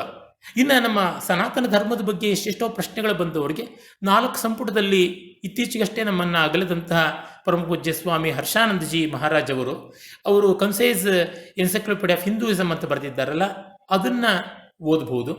ಮತ್ತು ಮತ್ತೊಬ್ಬರು ಒಂದು ಒಳ್ಳೆಯ ಪುಸ್ತಕವನ್ನು 2 ಸಂಪುಟಗಳಲ್ಲಿ ಬರೆದಿದ್ರು, ಸನಾತನ ಸಂಸ್ಕೃತಿ ಕೋಶ ಅಂತ. ಅದನ್ನು ನನ್ನ ಸ್ನೇಹಿತರು ತಕ್ಷಣ ಹೆಸರನ್ನ ಅವರು ಭರದ್ವಾಜ ಅಂತ ಅವರ ಗೋತ್ರದ ಹೆಸರೇ ಅವರು ಇಟ್ಕೊಂಡಿದ್ದಾರೆ. ತುಂಬ ಚೆನ್ನಾಗಿರ್ತಕ್ಕಂಥದ್ದು. ಈ ಥರದ್ದು ಎಷ್ಟೆಷ್ಟೋ ಇರುವೆ. ಹಾಗೆ ಇರುವಂಥವನ್ನು ಓದ್ಕೊಳ್ಬೇಕು. ಏನಂದರೆ ಓದುವ ಅಭ್ಯಾಸ ಬಿಟ್ಟು ಕಂಡು ಕಡೆ ಬಾಯಿ ಬಿಟ್ಟರೆ ಸಿದ್ಧಮನ್ನಂ ಪರಿತ್ಯಜ್ಯ ಭಿಕ್ಷಾ ಮಾಡ್ತಿ ದುರ್ಮತಿ ಅಂತ, ಎಲೆ ಮುಂದೆ ಬಡಿಸಿಟ್ಟಿದ್ದನ್ನು ಬಿಟ್ಬಿಟ್ಟು ಊಟನ ಬೀದಿ ಭಿಕ್ಷೆ ಬೇಡಕ್ಕೆ ಹೋದ ಅಂತ ಒಂದು ಗಾದೆ ಸಂಸ್ಕೃತದಲ್ಲಿ. ಹಾಗಾಗುತ್ತೆ. ಓದಿಗೆ ಯಾವುದೇ ಪ್ರತ್ಯಾಮ್ನಾಯ ಇಲ್ಲ. There is no alternative to good reading. ಮತ್ತೆ ಇಲ್ಲಿಂದ ರೋಹಿತ್ ಮುಂದುವರಿಸ್ತಾರೆ, ಮುಂದಕ್ಕೆ ತಗೊಂಡು ಹೋಗ್ತಾರೆ. ಒಳ್ಳೆಯದು. ಎಲ್ಲ ಪ್ರಶ್ನೆ ಕೇಳಿದ ಸಹೃದಯ ಸ್ನೇಹಿತರಿಗೆ ವಂದನೆ, ನಮಸ್ಕಾರ. ಪ್ರಶ್ನೆಗಳಿಗೆ ಇನ್ನೂ ಹೆಚ್ಚಿನ ಉತ್ತರ ಕೊಡಬಹುದು, ಕೊಡೋದಕ್ಕೆ ಸಮಯಾಭಾವ, ಅದರಿಂದ ಕೊಡೋಕ್ಕಾಗ್ತಾ ಇಲ್ಲ ಅಷ್ಟೇ. ವಿಷಯ ದಾರಿದ್ರ್ಯ ಏನಿಲ್ಲ, ತುಂಬ ವಿಷಯ ಉಂಟು. ಮತ್ತು ಕೆಲವರು ಪಾಪ ಆಚಿನ ಪ್ರಶ್ನೆಗಳನ್ನು ಕೇಳಿದ್ದೀರಾ, ನಾನು ನಿರ್ದಯವಾಗಿ ಸಮಯಾಭಾವದಿಂದ ಇಲ್ಲ ಅಂತ ಹೇಳಬೇಕಾಯ್ತು. 10 ಉಪನಿಷತ್ತುಗಳಾಗಲಿ 108 ಉಪನಿಷತ್ತುಗಳಾಗಲಿ ಸಂಖ್ಯೆ ಏನು ದೊಡ್ಡದಲ್ಲ, ಅದು ಕ್ವಿಜ್ ಪ್ರಶ್ನೆ ಥರ ಇರ್ತಕ್ಕಂಥದ್ದು. ಇವುಗಳನ್ನೆಲ್ಲ ಈ ಪುಸ್ತಕಗಳು ಓದಿಕೊಂಡ್ರೆ ತಿಳಿಯುತ್ತವೆ ಅಂತ ನಾನು ಹೇಳ್ತೀನಿ. ನನ್ನ ಮಾತುಗಳಿಗಿಂತ 100 ಪಟ್ಟು 1000 ಪಟ್ಟು ಬೆಲೆ ಬಾಳುವಂಥ ಪುಸ್ತಕಗಳನ್ನು ಹೇಳಿದ್ದೀನಿ. ಅವನ್ನು ಗಮನಿಸಿಕೊಂಡ್ರೆ ಸಾಕಾಗುತ್ತೆ. ಗಣೇಶಂ ವಿಘ್ನನಾಶಾಯ ವಾಣೀಂ ವಾಗರ್ಥ ಬುದ್ಧಯೇ ಗುರುಂ ಗೂಢಾರ್ಥ ಭಾನಾರ್ಥಾಂ ಪ್ರಣಮಾಮಿ ಸದಾ ಮುದಾ. ಶತಾವಧಾನಿ ಡಾಕ್ಟರ್ ಆರ್ ಗಣೇಶ್ ಅವರಿಗೆ ನಮ್ಮ ಎಲ್ಲರ ಪರವಾಗಿ ಧನ್ಯವಾದಗಳು. ಕಳೆದ 1.5 ಗಂಟೆಯಿಂದ 6:55ಕ್ಕೆ ನಾವು ಈ ಕಾರ್ಯಕ್ರಮವನ್ನ ಶುರು ಮಾಡಿದೆವು. ಈಗ 8:20 ಆಗಿದೆ. ನಾವು ಅಂದುಕೊಂಡದಕ್ಕಿಂತ 20 ನಿಮಿಷ ಹೆಚ್ಚು ನಾವು ಇಲ್ಲಿ ಅವರನ್ನ ಕೂರಿಸಿಕೊಂಡಿದ್ದೇವೆ. ಅವರು ಮಧ್ಯದಲ್ಲಿ ಒಂದು ತೊಟ್ಟು ನೀರು ಕೂಡ ಕುಡಿಯದೆ ತಮ್ಮ ಉಚ್ಚ ಕಂಠದಲ್ಲಿ ಈ ಮಾತುಗಳನ್ನ ಇಲ್ಲಿ ಆಡಿದ್ದಾರೆ. ಮತ್ತು ಕೇವಲ ಧ್ವನಿ ಮಾತ್ರ ಎತ್ತರಿಸಿದ್ದಲ್ಲ, ಅದರಲ್ಲಿರುವ ಆ ಏನು ವಿಷಯದ ಒಂದು ಗುರುತ್ವ ಕೂಡ ಅಷ್ಟೇ ದೊಡ್ಡದಾಗಿತ್ತು. ವಿಶ್ವಾಮಿತ್ರಸ್ಯ ರಕ್ಷತಿ ಬ್ರಹ್ಮೇದಂ ಭಾರತಂ ಜನಂ ಅಂತ ಹೇಳಿ ಋಗ್ವೇದದ 3ನೇ ಮಂಡಲದಲ್ಲಿ ಬರುವ ಒಂದು ಉಕ್ತಿಯಿಂದ ಶುರು ಮಾಡಿ ಭಾರತದ ಸಂಪೂರ್ಣವಾದ ಒಂದು ಪರಿಚಯವನ್ನ ನಾವು ಇಂಗ್ಲಿಷ್ ನಲ್ಲಿ 360 ಡಿಗ್ರಿಗಳ ಒಂದು ಚಿತ್ರಣ ಅಂತ ಹೇಳ್ತೇವೆ. ಆ ರೀತಿ ಇಡೀ ನಮ್ಮ ಭಾರತವನ್ನ ನಮ್ಮ ಕಣ್ಣ ಮುಂದೆ ತಂದು ನಿಲ್ಲಿಸುವ ರೀತಿಯಲ್ಲಿ ಅವರು ಇವತ್ತು ತಮ್ಮ ಮಾತುಗಳನ್ನ ಆಡಿದ್ದಾರೆ. ಒಂದು ಬಣ್ಣದ ಒಂದು ಚಂದದ ಕಲ್ಲನ್ನ ಹುಡುಕ್ಲಿಕ್ಕೆ ಅಥವಾ ಹೆಕ್ಕಲಿಕ್ಕೆ ಹೋದ ಹುಡುಗನಿಗೆ ಅವನ ಮುಂದೆ ಒಂದು ಚಿನ್ನದ ಗಣಿಯೇ ತೆರೆದುಕೊಂಡ್ರೆ ಹೇಗಾಗುತ್ತೋ ಆ ರೀತಿಯ ಒಂದು ಅನುಭವ ಇವತ್ತು ನಮ್ಮ ಎಲ್ಲರಿಗೂ ಆಗಿದೆ. ಕೇಳುಗ ವರ್ಗದಲ್ಲಿ ಇರುವಂತಹ ಎಲ್ಲರಿಗೂ ಕೂಡ ಆಗಿದೆ ಅಂತ ಅಂದ್ಕೊಳ್ತೇನೆ. ಯಾಕಂದ್ರೆ ಭಾರತ ಅನ್ನುವ ಶಬ್ದದ ಅರ್ಥವನ್ನ ಮತ್ತು ಅದರ ವಿಸ್ತಾರವನ್ನ ಹೇಳ್ಬೇಕು ಅಂತ ನಾವು ಕೇಳಿಕೊಂಡಾಗ ಅವರು ಒಪ್ಪಿಕೊಂಡು ಅದರ ಜೊತೆಗೆ ನಮಗೆ ಬ್ರಹ್ಮಾವರ್ತ ಅಂದ್ರೇನು, ಆರ್ಯಾವರ್ತ ಅಂದ್ರೇನು, ಯಜ್ಞ, ಭರತ, ಆರ್ಯ, ದಾನವ, ಪುರಾಣ, ಶಾಸ್ತ್ರ, ಕಾವ್ಯ ಇತ್ಯಾದಿ ಎಲ್ಲ ಶಬ್ದಗಳ ಅರ್ಥ ವಿಸ್ತಾರಗಳನ್ನ ಹೇಳ್ಕೊಂಡು ಹೋಗಿದ್ದಾರೆ. ಪ್ರಾಕೃತ ಅಂದ್ರೇನು, ಸಂಸ್ಕೃತ ಅಂದ್ರೇನು, ಇವುಗಳ ನಿಜ ರೂಪ, ನಿಜ ಅರ್ಥ ಏನು ಅನ್ನೋದರ ಬಗ್ಗೆ ಅವರು ಬೆಳಕು ಚೆಲ್ಲಿದ್ದಾರೆ. ವಿಷ್ಣು ಪುರಾಣ, ವಾಯು ಪುರಾಣಗಳಂತಹ ಅನೇಕ ಹಳೆಯ ಪುರಾಣಗಳಿಂದ ಅವರು ಗೊಂಚಲಾಗಿ ಉದಾಹರಣೆಗಳನ್ನ ಕೊಟ್ಟಿದ್ದಾರೆ. ಅದರ ಜೊತೆಗೆ ಒಂದು ಮಾತು ಅವರ ಕಡೆಯಿಂದ ಬಂತು, ಬಹಳ ಅರ್ಥಪೂರ್ಣವಾದ ಮಾತು. ಏನು ಅಂತ ಹೇಳಿದ್ರೆ, ನಾನು ಕೋಟ್ ಮಾಡುವಂತಹ ಪ್ರತಿಯೊಂದು ಗ್ರಂಥವನ್ನು ಕೂಡ ಪೂರ್ತಿಯಾಗಿ ಓದಿದ್ದೇನೆ ಅಂತ. ಬಹುಶಃ ಇದು ಇವತ್ತು ಸಿಕ್ಕ ಕೊಟೇಶನ್ ಗಳನ್ನ ಹೇಳಿಕೊಂಡು ತಮ್ಮ ಮಾತುಗಳನ್ನ ಆಡುವ ಎಲ್ಲರಿಗೂ ಒಂದು ಚಾಟಿ ಏಟು ಅಂತ ನಾನು ಅಂದುಕೊಳ್ತೇನೆ. ಯಾಕಂದ್ರೆ ಇವತ್ತು ಕೇವಲ ಕೊಟೇಶನ್ ಗಳನ್ನ ಹೇಳ್ಕೊಂಡೇ ಭಾಷಣ ಮಾಡುವವರು ಬಹಳಷ್ಟು ಜನ ಇದ್ದಾರೆ. ಅವರು ಹಾಗೆ ಹೇಳಿದ್ದಾರೆ, ಇವರು ಹೀಗೆ ಹೇಳಿದ್ದಾರೆ. ಆಗ ನಮಗೆ ಹೇಳುವ ಪ್ರಶ್ನೆ, ನೀವು ಏನ್ ಹೇಳ್ತಾ ಇದ್ದೀರಿ ಅಂತ. ಹಾಗೆ ಗಣೇಶರು ಇವತ್ತು ನಾನು ಕೋಟ್ ಮಾಡುವ ಪ್ರತಿಯೊಂದು ಉಕ್ತಿಯನ್ನು ಕೂಡ, ಪ್ರತಿಯೊಂದು ಮಾತನ್ನು ಕೂಡ ನಾನು ಪೂರ್ತಿಯಾಗಿ ಆ ಗ್ರಂಥವನ್ನ ಕೇವಲ ಒಂದು ಉಕ್ತಿಯನ್ನು ಓದಿದ್ದಲ್ಲ, ಆ ಇಡೀ ಗ್ರಂಥವನ್ನ ನಾನು ಪರಾಮರ್ಶನೆ ಮಾಡಿದ್ದೇನೆ ಅನ್ನೋ ಒಂದು ಮಾತನ್ನ, ಒಂದು ಪಾಠವನ್ನ ನಮಗೆ ಇವತ್ತು ಕೊಟ್ಟಿದ್ದಾರೆ. ಹಾಗೆಯೇ ವೇದದಿಂದ ಸಂವಿಧಾನದವರೆಗೆ ಎಲ್ಲ ಗ್ರಂಥಗಳ, ಎಲ್ಲ ವಿಚಾರಗಳ ಒಂದು ದರ್ಶನ ನಮಗೆ ಆಗಿದೆ. ನಿಜವಾದ ಅರ್ಥದಲ್ಲಿ ಭಾರತ ದರ್ಶನ ಅನ್ನೋದು ಇವತ್ತು ನಮಗೆ ಆಗಿದೆ ಅಂತ ನಾನು ಅಂದ್ಕೊಳ್ತೇನೆ. ಹಾಗೆಯೇ ನಮ್ಮಲ್ಲಿರುವ ಅನೇಕ ತಪ್ಪು ಕಲ್ಪನೆಗಳ ಬಗ್ಗೆ, ಉದಾಹರಣೆಗೆ ಅಷ್ಟಾಧ್ಯಾಯಿಯನ್ನು ಬರೆದದ್ದು ಬುದ್ಧ ಬಂದ ನಂತರ ಅನ್ನೋ ಒಂದು ಕಲ್ಪನೆಯಿಂದ ಹಿಡಿದು ಒಕ್ಕೂಟ ವ್ಯವಸ್ಥೆ ಅನ್ನೋ ಒಂದು ಪರಿಕಲ್ಪನೆ ಇತ್ತೀಚೆಗೆ ತುಂಬಾ ವಿಷದ ರೀತಿಯಲ್ಲಿ ಅದು ಇಡೀ ದೇಶವನ್ನ ಹರಡ್ತಾ ಇದೆ. ರಾಷ್ಟ್ರ ಅನ್ನೋದನ್ನ ನಾವು ಒಪ್ಕೊಳ್ಳೋದಿಲ್ಲ, ಒಕ್ಕೂಟ ವ್ಯವಸ್ಥೆ ಅಂತ ಹೇಳ್ತೇವೆ. ಇಂತಹ ಒಂದು ಪರಿಕಲ್ಪನೆಯ ಹುಳುಕುಗಳನ್ನ ಅವರು ಕೆಲವು ಮಾತುಗಳಲ್ಲಿ ಸೂತ್ರ ರೂಪದಲ್ಲಿ ಅವರು ಹೇಳಿ ಹೊಡೆದು ಹಾಕಿದ್ದಾರೆ. ಅದೇ ರೀತಿಯಲ್ಲಿ ನಾನು ಭಾರತ ಅನ್ನುವ ಹೆಸರನ್ನು ಬಳಸೋದಿಲ್ಲ, ಹಿಂದೂಸ್ತಾನ ಅಂತ ಹೇಳ್ತೇನೆ ಅನ್ನುವ ಕೆಲವರ ವಿತಂಡವಾದಗಳನ್ನು ಕೂಡ ತಮ್ಮ ಅತ್ಯಂತ ಶಕ್ತಿಶಾಲಿಯಾದ ವಾದದ ಮೂಲಕ, ಮಾತುಗಳ ಮೂಲಕ ಅವರು ಅದನ್ನ ಹೊಡೆದು ಹಾಕಿದ್ದಾರೆ. ಬಹಳ ಮುಖ್ಯವಾಗಿ ಅವರು ಹೇಳಿದ ಮತ್ತೊಂದು ಮಾತು ಏನು ಅಂತ ಹೇಳಿದ್ರೆ, ಸಾಂಸ್ಕೃತಿಕ ಐಕ್ಯ ಅನ್ನೋದು ಇಡೀ ದೇಶದಲ್ಲಿ ನಾವು ನೋಡಬಹುದು. ರಾಜಕೀಯ ಐಕ್ಯ ಇವತ್ತು ಬರಬಹುದು, ನಾಳೆ ಸಡಿಲವಾಗಬಹುದು. ಆದ್ರೆ ಒಂದು ದೇಶ ಸಾಂಸ್ಕೃತಿಕವಾಗಿ ಬೆಸೆದುಕೊಂಡಿದ್ದಾಗ, ಕಾಶ್ಮೀರದಿಂದ ಕನ್ಯಾಕುಮಾರಿಯವರೆಗೆ, ಉತ್ತರ, ದಕ್ಷಿಣ, ಪೂರ್ವ, ಪಶ್ಚಿಮ ಎಲ್ಲ ಭಾಗಗಳನ್ನು ಕೂಡ ಈ ದೇಶದ 2 ಮಹಾಕಾವ್ಯಗಳು ಬೆಸೆದಿದ್ದಾವೆ ಅನ್ನುವ ಮಾತನ್ನ ಹೇಳಿದ್ರು. ಆ ಮೂಲಕ ನಮಗೆ ಈ 2 ಮಹಾಕಾವ್ಯಗಳು ಮತ್ತು ನಮ್ಮ ವೇದ ಸಾಹಿತ್ಯ ಈ ದೇಶವನ್ನ ಸಾಂಸ್ಕೃತಿಕವಾಗಿ ಬೆಸೆದು ಒಂದಾಗಿ ಇಟ್ಟಿದೆ ಅನ್ನುವ ಬಹಳ ಮಹತ್ವಪೂರ್ಣವಾದ ಮಾತುಗಳನ್ನ ಇವತ್ತು ಡಾಕ್ಟರ್ ಆರ್ ಗಣೇಶ್ ಅವರು ಹೇಳಿದ್ರು. ನಾನು ಯಾವತ್ತು ಹೇಳೋ ಒಂದು ಮಾತಿದೆ, ಏನು ವಿವಿಧತೆಯಲ್ಲಿ ಏಕತೆ ಅಂತ ಹೇಳ್ತಾರೆ, ಆದ್ರೆ ಏಕತೆಯಲ್ಲಿ ವಿವಿಧತೆಯನ್ನ ನಾವು ನಮ್ಮ ದೇಶದಲ್ಲಿ ಕಾಣಬೇಕು ಅಂತ. ಯಾಕಂತ ಹೇಳಿದ್ರೆ ಇಡೀ ದೇಶದ ಉದ್ದಗಲಕ್ಕೂ ಕೂಡ ಒಂದು ಸೂತ್ರ ಇದೆ, ಒಂದು ಬಳ್ಳಿ, ಆ ಬಳ್ಳಿಯ ಹಲವು ಹೂವುಗಳಾಗಿ, ಹಲವು ರೆಂಬೆ ಕೊಂಬೆಗಳಾಗಿ ಈ ದೇಶದ ತುಂಬಾ ಸಂಸ್ಕೃತಿಯನ್ನ ನಾವು ನೋಡ್ತೇವೆ. ಹಾಗೆ ಈ ದೇಶವನ್ನ ತುಂಬಿರುವಂತಹ ಒಂದು ಸಂಸ್ಕೃತಿ, ಒಂದು ಪರಂಪರೆ, ಇದರ ಬಗ್ಗೆ ಗಣೇಶ್ ಅವರು ಬಹಳ ಚೆನ್ನಾಗಿ ಇವತ್ತು ನಮ್ಮ ಜೊತೆ ಅವರ ವಿಚಾರಗಳನ್ನು ಹಂಚಿಕೊಂಡಿದ್ದಾರೆ. ಒಂದು ದೊಡ್ಡ ಲೈಬ್ರರಿಯನ್ನ, ಒಂದು ಪುಸ್ತಕ ಗೃಹವನ್ನ, ವಾಚನಾಲಯವನ್ನ ನಾವು ಇಡೀ ಒಂದು ಲೈಬ್ರರಿಯನ್ನು ತಡಕಾಡಿದ್ರೆ ಅಥವಾ ಅಲ್ಲಿಯ ಪುಸ್ತಕಗಳನ್ನು ಓದಿದ್ರೆ ಎಷ್ಟು ಜ್ಞಾನ ಸಿಗುತ್ತೋ ಅಂತಹ ಜ್ಞಾನ ಸುಧೆಯನ್ನ ಇವತ್ತು ಕೇವಲ ಒಂದೂವರೆ ಗಂಟೆಗಳ ಅವರ ವಾಚನದಲ್ಲಿ, ಅವರ ಮಾತಿನ ಮೂಲಕ ನಮಗೆ ತೋರಿಸಿಕೊಟ್ಟಿದ್ದಾರೆ. ನಮ್ಮ ಮನದ ಒಳಗೆ ಅವರು ಇಳಿದಿದ್ದಾರೆ ಅಂತ ನಾನು ಹೇಳ್ಬೋದು. ನಮ್ಮದು ಮಾತಿನ ಮತ್ತು ಆಲಿಸುವ ಸಂಸ್ಕೃತಿ, ಅದು ವೇದಗಳಿಂದ ಹಿಡಿದು ಇಂದಿನವರೆಗೂ ಕೂಡ ನಮ್ಮ ದೇಶದ ಜನರಿಗೆ ಅತ್ಯಂತ ಪ್ರಿಯವಾದದ್ದು ಮಾತು ಮತ್ತು ಆಲಿಸುವುದು, ಮಾತು ಮತ್ತು ಶ್ರವಣ. ಆ ಸಂಸ್ಕೃತಿ ಇವತ್ತು ಮತ್ತೆ ಪುನರಾವರ್ತನೆ ಆಗ್ತಾ ಇದೆ. ನಾವು ಕಾಲಚಕ್ರ ಅಂತ ಹೇಳ್ತೇವೆ, ಟೈಮ್ ಲೈನ್ ಅಂತ ಹೇಳೋದಿಲ್ಲ ನಾವು. ನಮ್ಗೆ ಟೈಮ್ ಸರ್ಕಲ್ ಅನ್ನೋ ಪರಿಕಲ್ಪನೆ ನಮ್ಮದು ಹೆಚ್ಚು ಇರುವಂತದ್ದು. ಹಾಗೆ ಹಿಂದಿನ ಆ ಶ್ರುತಿ ಸಂಸ್ಕೃತಿ, ಕೇಳುವ ಸಂಸ್ಕೃತಿ, ಮಾತಿನ ಸಂಸ್ಕೃತಿ ಇವತ್ತು ಕ್ಲಬ್ ಹೌಸಿನ ಮೂಲಕ ಮತ್ತೆ ಪುನರುತ್ಥಾನ ಆಗ್ತಾ ಇದೆ ಅಂತ ನಾನು ಅಂದ್ಕೊಳ್ತೇನೆ. ಇಲ್ಲಿ ಅನೇಕ ಚರ್ಚೆಗಳು ಬರ್ತವೆ. ಹೇಗೆ ಒಂದು ನಗರದಲ್ಲಿ ಅಥವಾ ಒಂದು ಹಳ್ಳಿಯಲ್ಲಿ ಮನೆಗಳ ಹಾಗೆಯೇ ಅದರ ಪಕ್ಕದಲ್ಲಿ ಕೊಳಚೆ ಗುಂಡಿಗಳಿರ್ತಾವೋ, ಹಾಗೆ ಇಲ್ಲಿ ಕೂಡ ಒಳ್ಳೆಯ ಚರ್ಚೆಗಳು, ಒಳ್ಳೆಯ ವಿಚಾರಗಳು, ಅದರ ಜೊತೆಗೆ ಒಂದಷ್ಟು ಕೆಟ್ಟ ವಿಚಾರಗಳು ಅಲ್ಲಲ್ಲಿ ಬರುವುದನ್ನು ನಾವು ನೋಡ್ತೇವೆ. ಅಂತಹ ಕೊಳಚೆಗೆ ಅವಕಾಶ ಕೊಡದೆ ಒಂದು ವಾದವನ್ನ ಹೇಗೆ ಬೆಳೆಸಬಹುದು, ಒಂದು ವಿಚಾರವನ್ನ ಹೇಗೆ ಮಂಡಿಸಬಹುದು ಅನ್ನುವುದಕ್ಕೆ ಒಂದು ರೀತಿಯ ಉದಾಹರಣೆಯಾಗುವ ಕಾರ್ಯಕ್ರಮವನ್ನು ನಾವು ಮಾಡಬೇಕು ಅಂತ ಹೇಳಿ ಭಾರತ ದರ್ಶನ ಅನ್ನುವ ಕ್ಲಬ್ ಅನ್ನು ನಾವು ಮಾಡಿದೆವು. ಒಂದಷ್ಟು ಸಮಾನ ಮನಸ್ಕರು ಸೇರಿ ಈ ಕಾರ್ಯಕ್ರಮವನ್ನು ಮಾಡಬೇಕು ಅಂತ ನಾವು ಯೋಚನೆ ಮಾಡಿದಾಗ ನಮಗೆ ಮೊದಲ ಈ ನಾಂದಿ ಕಾರ್ಯಕ್ರಮಕ್ಕೆ ನಮಗೆ ಯೋಚನೆ ಬಂದದ್ದು ಶತಾವಧಾನಿ ಗಣೇಶರು ಮಾತ್ರ. ಅವರನ್ನು ಬಿಟ್ಟು ಬೇರೆ ಯಾರನ್ನೂ ಕೂಡ ನಾವು ಯೋಚನೆ ಮಾಡ್ಲಿಲ್ಲ. ಹಾಗಾಗಿ ಸರ್ವಾನುಮತದ ಆಯ್ಕೆಯಾಗಿತ್ತು. ಅವರು ಬಂದಿದ್ದಾರೆ. ಇವತ್ತು ನಮ್ಮ ಕೆಲಸವನ್ನು ಸ್ವಲ್ಪ ಕಷ್ಟ ಮಾಡಿದ್ದಾರೆ ಅಂತ ಹೇಳ್ಬೋದು. ಯಾಕಂದ್ರೆ ಎರಡನೇ ಕಾರ್ಯಕ್ರಮ ಇದಕ್ಕಿಂತ ಚೆನ್ನಾಗಿರ್ಬೇಕು ಅನ್ನೋದನ್ನ ನಾವು ರೂಪಿಸಬೇಕಾದ್ರೆ ಬಹಳಷ್ಟು ನಾವು ಹೆಣಗಬೇಕಾಗ್ತದೆ. ಯಾಕಂದ್ರೆ ಒಂದು ದೊಡ್ಡ ಸ್ಟ್ಯಾಂಡರ್ಡ್ ಅನ್ನು ಅವರು ಹಾಕಿಕೊಟ್ಟಿದ್ದಾರೆ. ಅವರಿಗೆ ನಮ್ಮ ಎಲ್ಲರ ಪರವಾಗಿ, ಎಲ್ಲ ಕೇಳುಗರ ಪರವಾಗಿ, ಎಲ್ಲ ಕನ್ನಡಿಗರ ಪರವಾಗಿ ತುಂಬು ಹೃದಯದ ಧನ್ಯವಾದಗಳನ್ನ ಅರ್ಪಿಸ್ತೇನೆ. ಶತಾವಧಾನಿ ಗಣೇಶ್ ಜಿ, ನೀವು ಇಲ್ಲಿ ಬಂದಿದ್ದೀರಿ, ನಮ್ಮ ಜೊತೆ ಇಷ್ಟೊಂದು ಸಮಯವನ್ನು ಕಳೆದ್ರಿ. ಗೊತ್ತಿದೆ, ನೀವು ಯಾವ ಒಂದು ಮಾತನ್ನು ಕೂಡ ಅಧ್ಯಯನ ಇಲ್ಲದೆ ಆಡುವವರೇ ಅಲ್ಲ. ಇವತ್ತಿನ ಒಂದು ಗಂಟೆ ಕಾರ್ಯಕ್ರಮಕ್ಕೆ ಕೂಡ ನೀವು ಬಹಳಷ್ಟು ತಯಾರಿಯನ್ನು ಮಾಡ್ಕೊಂಡಿದ್ದೀರಿ ಅನ್ನೋದು ಅದು ಸ್ಫುಟವಾಗುತ್ತದೆ ನಿಮ್ಮ ಮಾತಿನ ಮೂಲಕ, ಅದು ಗೊತ್ತಾಗಿದೆ. ನಿಮಗೆ ನಿಮ್ಮ ಈ ಎಲ್ಲ ಶ್ರಮಕ್ಕೆ ನಮ್ಮ ಧನ್ಯವಾದಗಳು. ನಾವು ತುಂಬಾ ಕೃತಜ್ಞರಾಗಿದ್ದೇವೆ. ನಿಮಗೆ ನಮಸ್ಕಾರ. ನಮಸ್ಕಾರ. ಸ್ವಸ್ತಿ.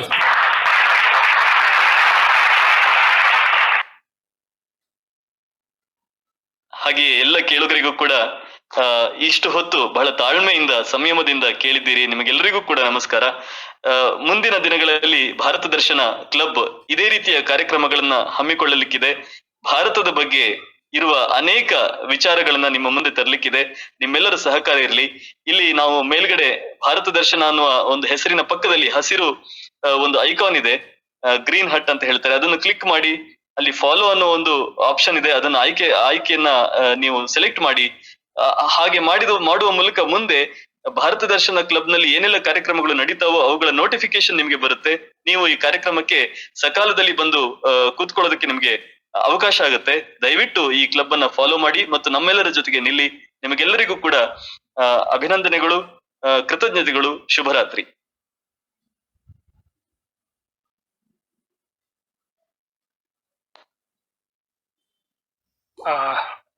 ರೂಮ್ ನ ಕ್ಲೋಸ್ ಮಾಡ್ತಾ ಇದ್ದೀವಿ.